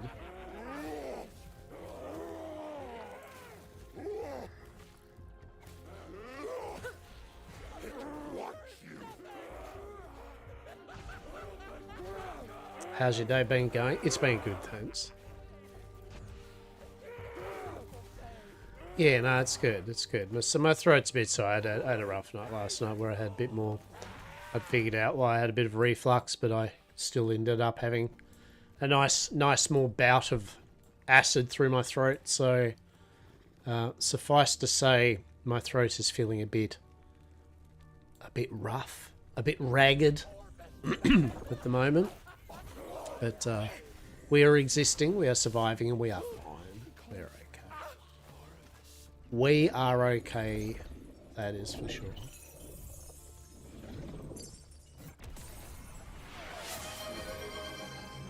Yeah, the water idea is good. Problem with water, I am drinking water, and I will drink some water. Problem with the water is, unfortunately, it doesn't exactly soothe the throat. That's the problem with water. It does not soothe the throat. Oh shit! That's why we play ARPGs. A big bukake, a big loot bukake, right? It's like why you play. We'll have that water though. Thank you for the hydrate. We do love a good loot bukake.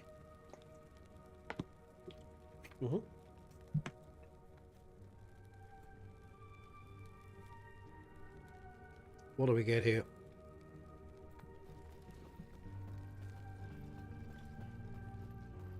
And did we get anything that's useful to us?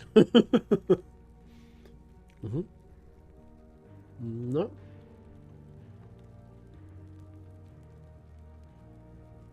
Oh shit. Intelligence 6, minion health, endurance threshold.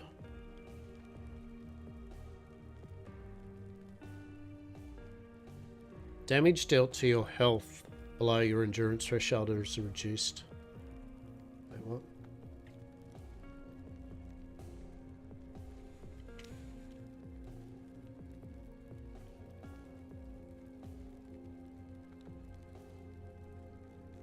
Is that good? I don't know. I feel that's good.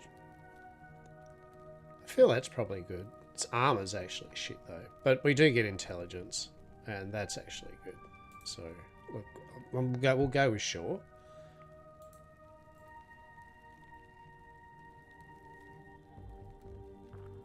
.22 intelligence.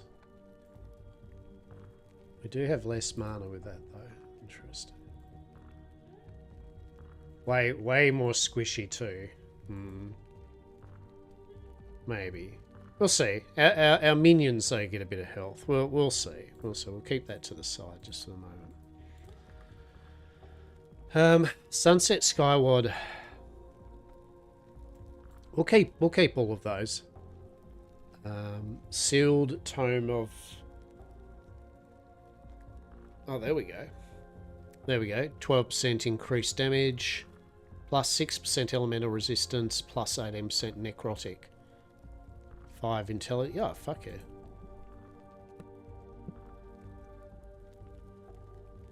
Because I haven't found a 2 hander yet that's done anything of note. In fact, our weapon is completely shit. Increased mana regen. Cast speed, necrotic. Actually, we'll take that. 100% of vitality converts to rampancy. Each point of rampancy grants 3% of frenzy and more. Oh, that absolutely has no use for us, but okay. Fire damage.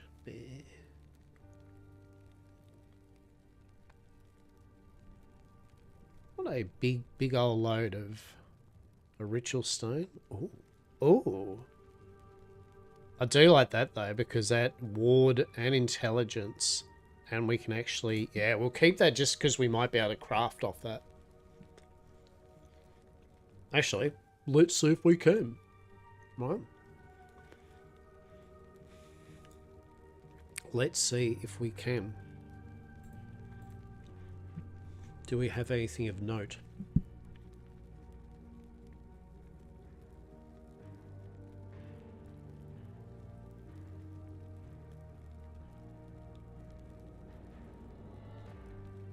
Sadly, no minion damage. No. So we'll keep that anyway. That can be possibly useful later on. There's something.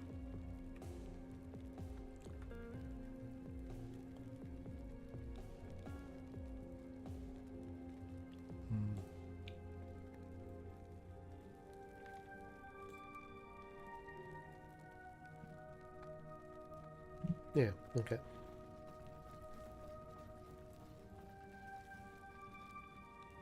So what we really are looking for, to be honest, is we really need we need a weapon or something with fucking a staff or something with like minion damage and shit, right?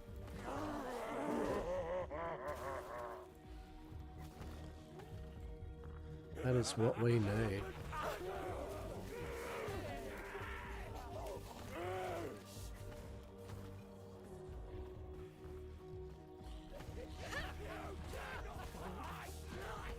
But yeah, no, we've been doing alright. We rock along with all this. And, Occultist Blade, what do you do? Nothing. As said, I very much enjoy ARPGs. I think they are great. There's just something beautiful, succinct about just roaming around, killing shit. Oh. No.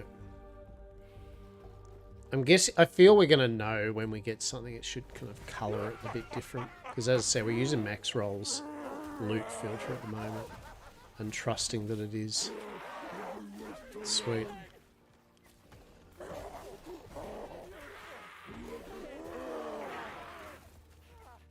Noble Sash, what does it do?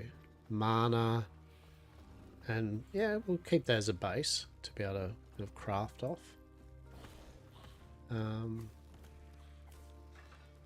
I thought they said increased minion damage. I was like, oh, fuck yeah. It was not. Cultist Scepter. Come on. Actually, hey, at least we'll grab that. As sad as it is, at least it's a bit more spell damage. Not that we're using really spell damage, but I just feel at least that was an upgrade, right?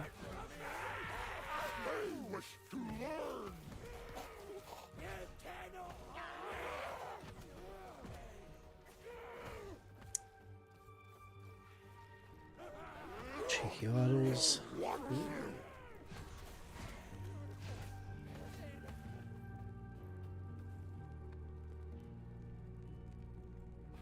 We are getting a lot of Malay shit, that is for sure.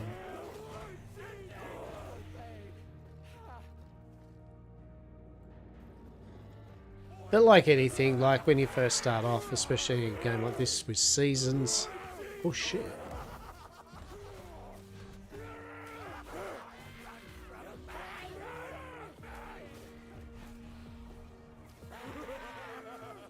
Yeah, kill that thing, please, and thanks. Appreciate you. Okay. Lots of spell damage and spell damage. I think these actually trigger off spell damage. I don't think they do. No. It's literally. Oh shit! Stun avoidance. 8%. Increased minion damage. I mean, that sounds cool, but then we lose the movement speed, which we don't want to lose. So it's not that cool. It's cool adjacent. Yeah, it's like hanging out next to a fridge, not being in the fridge.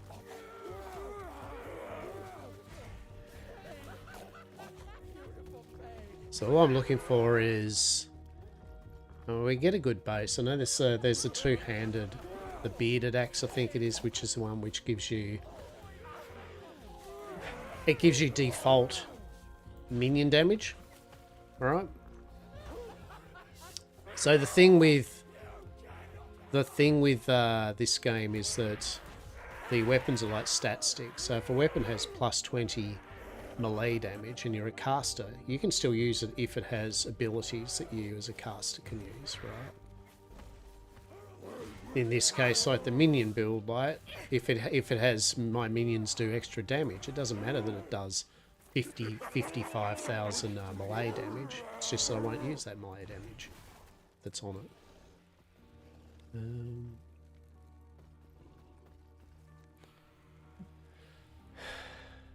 That's a shame.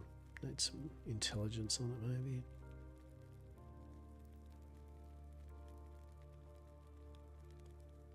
Nine. 16% move speed though. I mean, I feel I can remove some, not have intelligence at the expense of, you know, zipping around. So that's 9, 10, so that's 15 movement, and that's 14 movement, so it's actually better. But in saying that, it's got physical resistance and that, so we will keep this one. That's pretty cool. Yeah.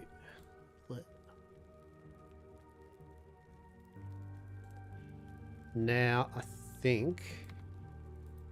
Here we go. So we go one more point. Yeah, now we get our skeletal mages. Yeah. Online. Cool.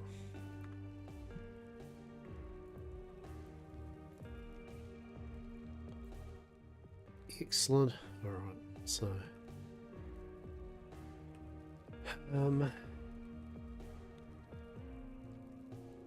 honestly...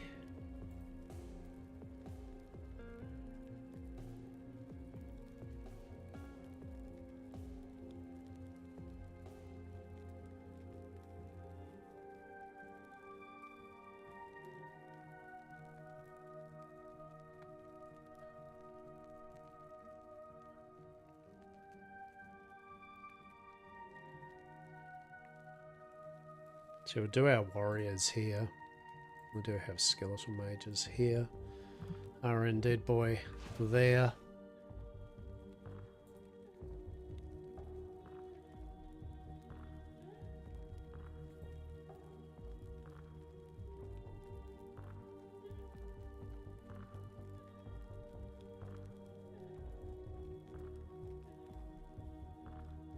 Alright, do more damage.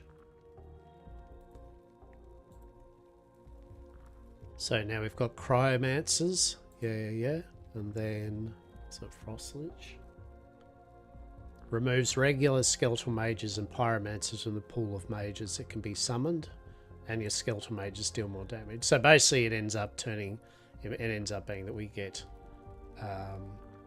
nothing but cryomancers. Oops, all cryomancers, right? But at the moment that won't be the case.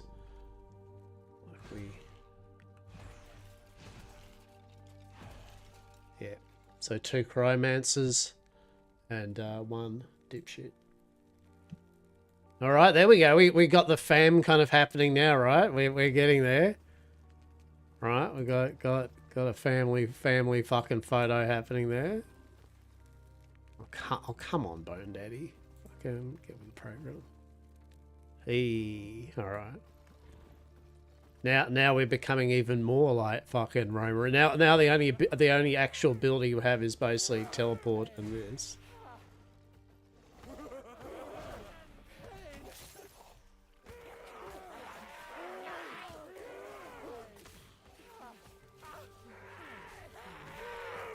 Delightful. This is where we're at now, right?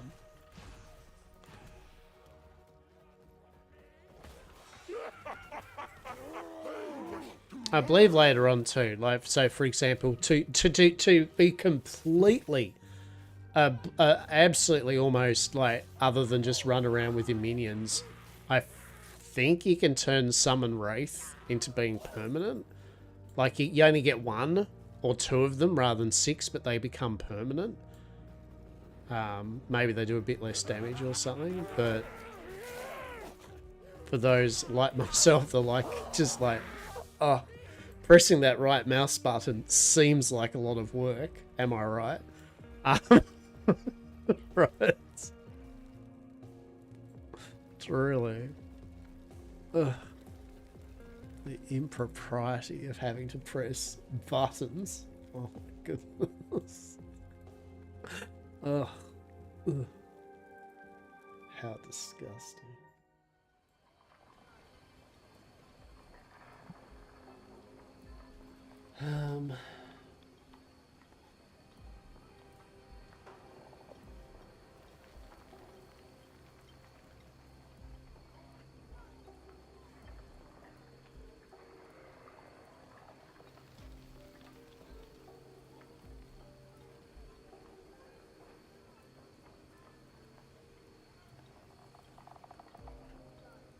Where is the skill tree that does? Yeah, let's have a look here.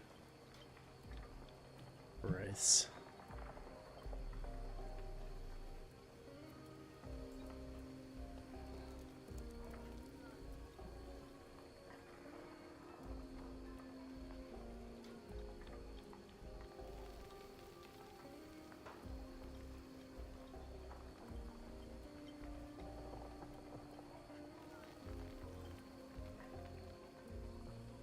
Where is it? Where's the one that makes them permanent? The complete lazy. Putrid Wraith. Where is it?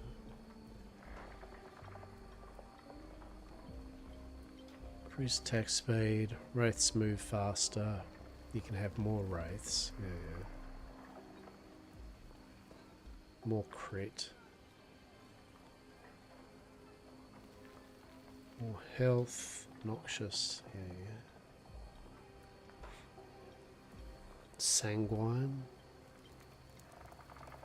Yeah.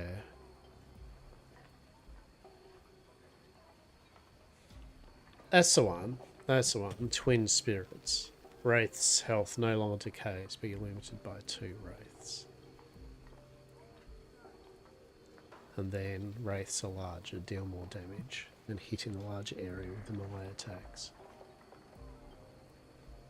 Me personally, I don't like the idea of that shit.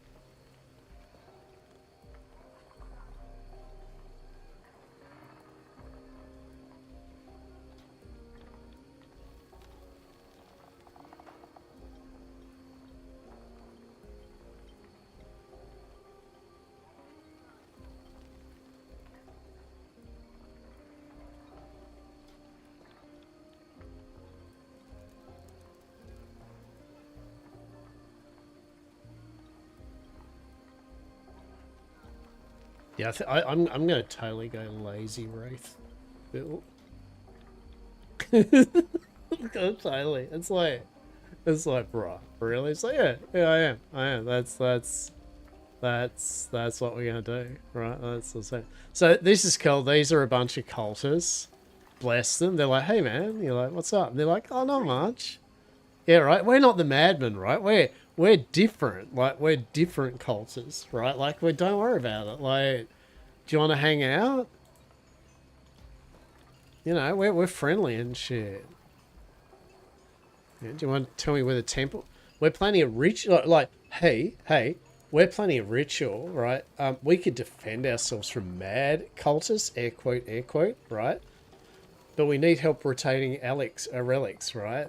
So they're all like, yeah, like we're the good cultists, right? Like we're the good cultists. So like, do you want to hang out? Like, can you do some shit for us, the good cultists? And you're like, are you good cultists? They're like, yeah, I'm totally good cultists. Don't worry about it.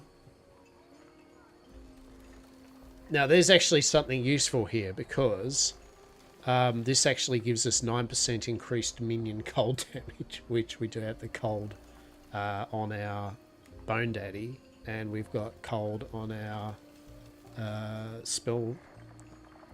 our mages. So we'll actually put that there. Ooh woo. Minion lightning damage. I mean, part of me needs another one to go there, and we can just be like, we can all giggle, right? We can all be like, but no, put that in there. Relics. Actually, do we have? Yeah, we will. We're gonna go relics.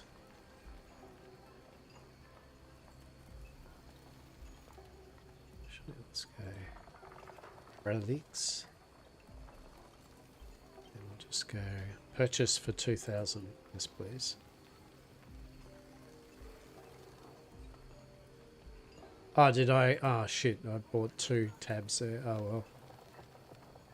Oh, shit.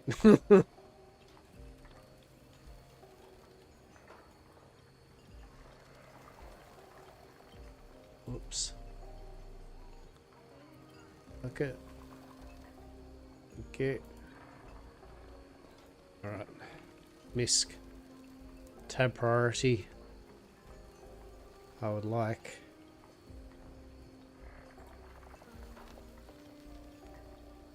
Idols. Not relics. You dipshit. It's like, what? I can put altars in there too, right? Like 100%.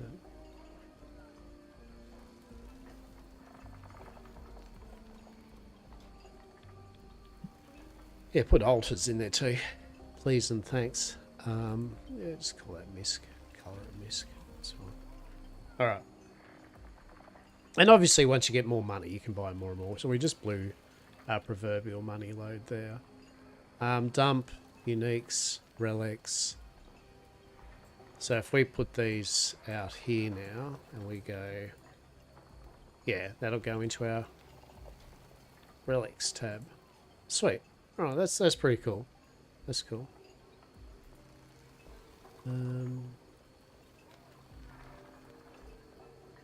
Miscellaneous, and then I don't know. We just put this one. Well, I suppose we have another tab priority, so we could put Unix. Exalted. Oh, let's just go set. Why not? Get that green.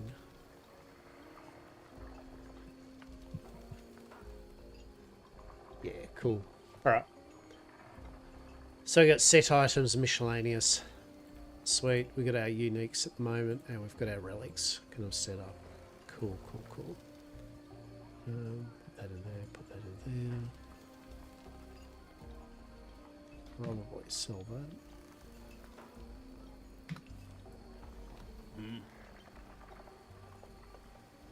Well, we definitely can't buy anything of we can't buy shit at the moment because we are broke. We are broke ass.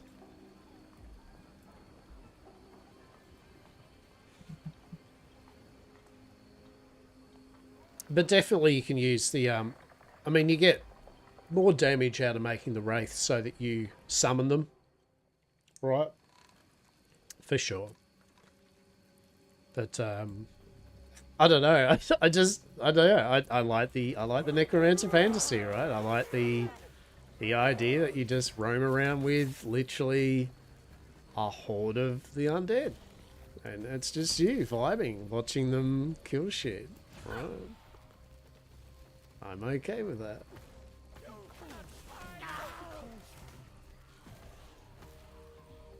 Now, does it take much to just sit there and hit a fucking button once in a while? No, it doesn't. It's fine. You know what else is quicker? Not having to hit another button and just having them do things. That tiny bit more less DPS for the luxury to be like, yes, yes, my minions, destroy them, right? Alright, do we get something good with the Nemesis? Light of Quitzeri. Okay, movement speed, evade charge. Increased cooldown speed for evade. For Fury Leap. Okay, so nice for the primals, whatever. Unfortunately, the rest of the stuff is a bit shit, isn't it? I should say it just doesn't suit us. I also have got to tell it to, I don't care about that warning. Please turn it off.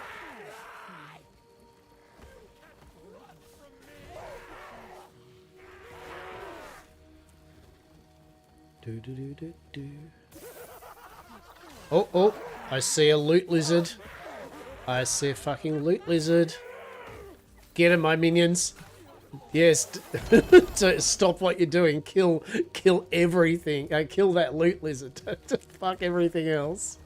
Oh, what do we get? Calamity. Fucking great if we used fire. We do not. Do we get any cool shards? Oh, we got increased minion damage shard. That's actually good. That's actually good. Because we can put increased damage on something. So that's nice. Well, not the corrupted things we can't. The corrupted things we can't do anything with it, but still. All right.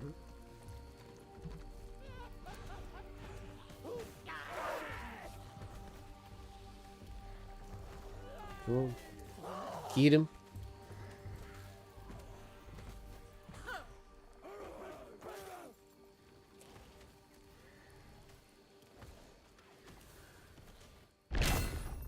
Oh. Glyph of Despair. There's a chonky sound. Why do we get chonky sound? A death mask. That does look pretty sick, won't lie. Necrotic damage. Mana, health regen.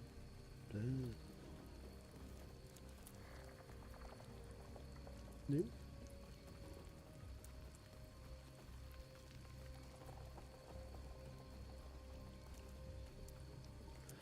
We'll grab this shrine though. And we'll grab you. Top you up.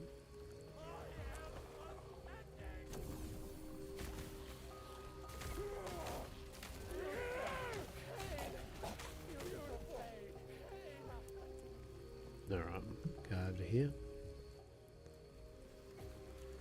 Oh, look at that little shitlord. So we went to get their relic that those not cultists, or those cultists that are the good ones, right? And fucking there wasn't. It was just a creature that basically they set us up. They fucking set us up, the little shits. How brutal is that? How fucking brutal is that? To think I trusted him. To think I trusted him.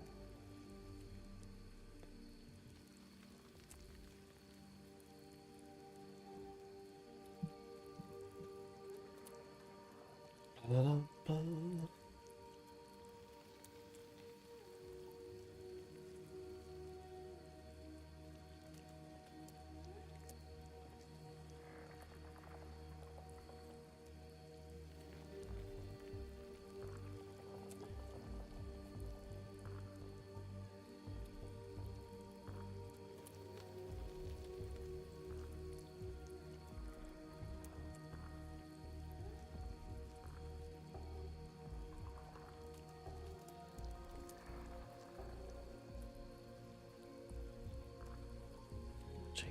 Buggers. Yes, I think we go Frosty try.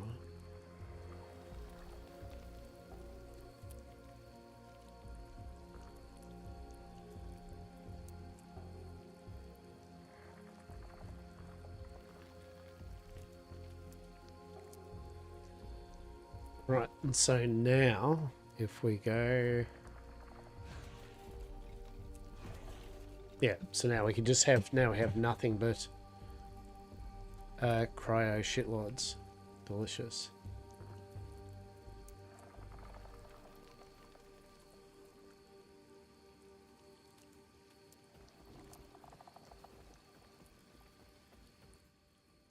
Alright, cool, cool. So we've got that. Love it.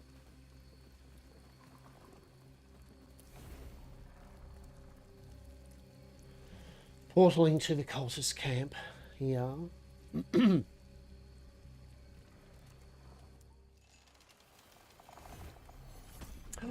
They're not here anymore. What a twist. Where did they all go? Well, some of them are here. Just the cultist art. I would. What is your wares? Over there. We are.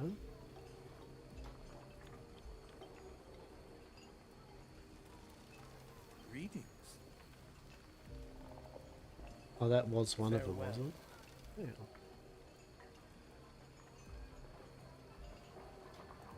Hello. Who are you?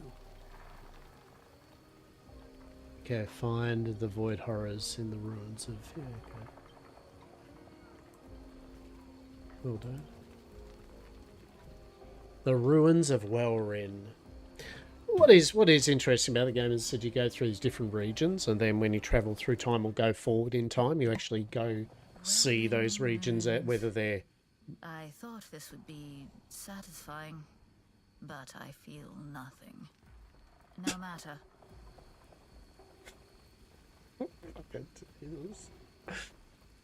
Truly. That's the last things you'd ever want to hear. I thought I would find this satisfying, but I feel nothing anyway. Like, wow. You'd just be like, oh. Well, fuck. Fuck a doodle do, I guess.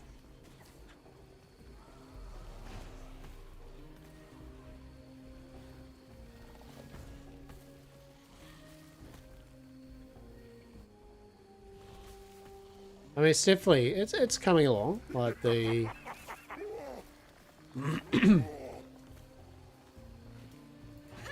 It is killing things. Because then you got Dreadshade, which is a buff that goes on, I think, a Bone Golem. And then it culminates in the assembling the Abomination.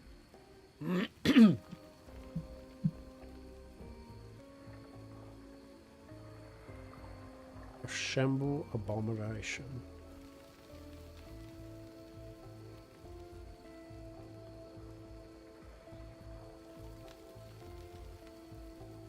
Yes, I think really there was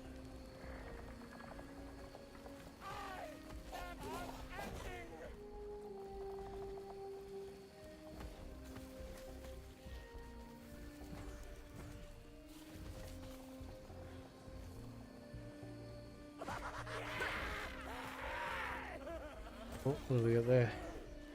What do we got? Initiate robes. Oh. They're fuck useless to us. Sweet.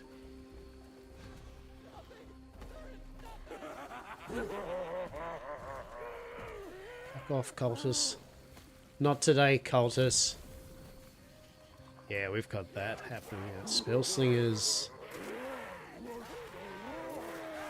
I mean that is indeed better than what I've got, but literally doesn't benefit any of my dudes whatsoever. But no.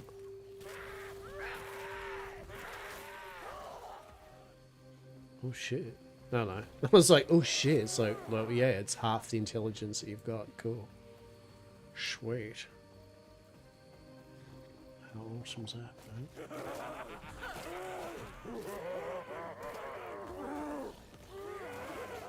These cultists are pretty excitable, right? Don't worry about them.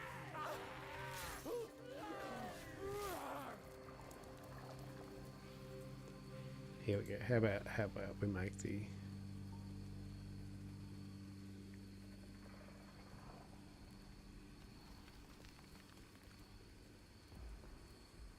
I wonder if that's the sound of them.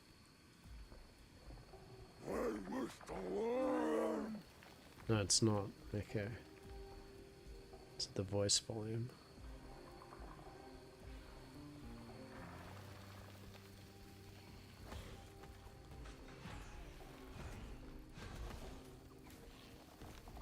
There we go. Scholar boots. Acolyte death mask. 65 million health. We will pick it up. We will start picking up things that we can shatter. I mean, who am I kidding? I haven't got the money to shatter anything at the moment. Who am I kidding? What a luxury.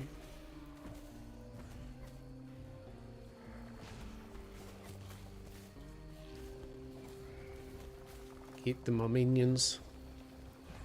Eat them. You got this.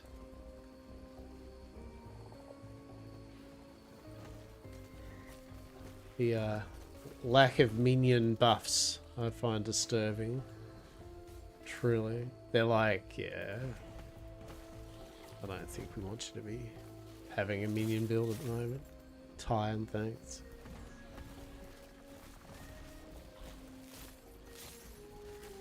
Get him.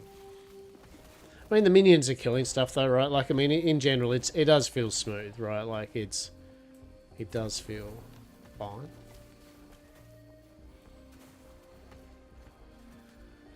And considering I have some hot garbage, and I would, as I said, I would craft some better stuff, but real talk, I do just not have that good shit at the moment.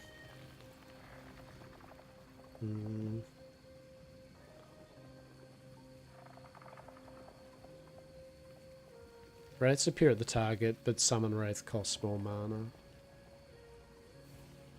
Wraiths have maximum health, but summon Wraith costs more and reduce speed.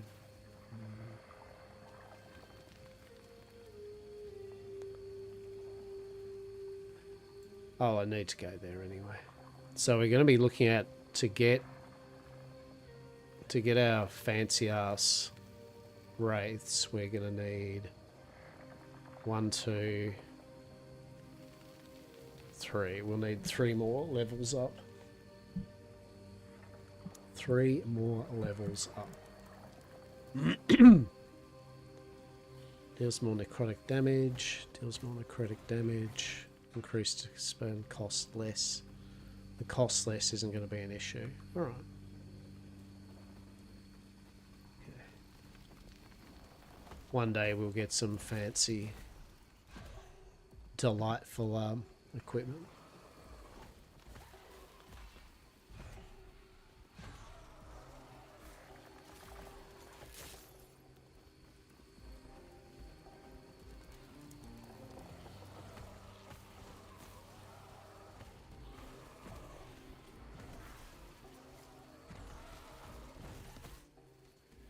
Alright, level 22. Cool, cool, cool.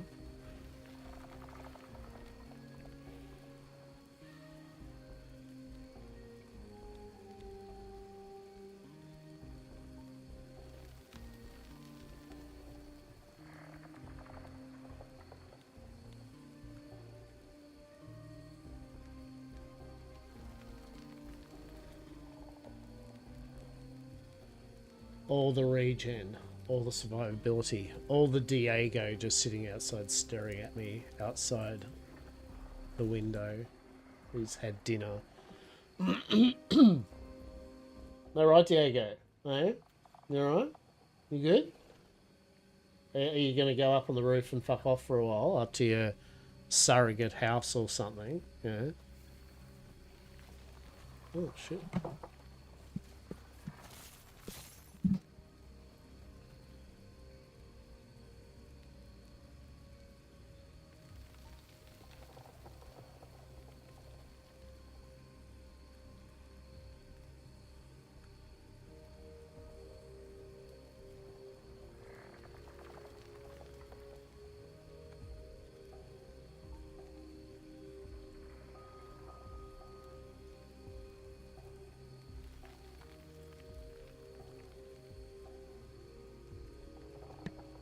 Seeking the last shard. Not the last shard, that is for sure. One does not want to seek the last shard.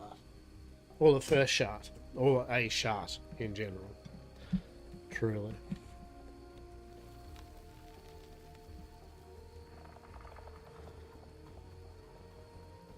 Alright.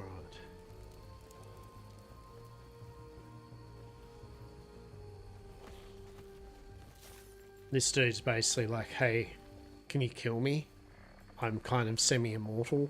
Like, it'd be great if you could kill me. It's like, I could. But, with that,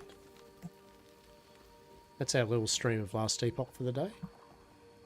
I'm going to get some food. A couple little bits and pieces to do.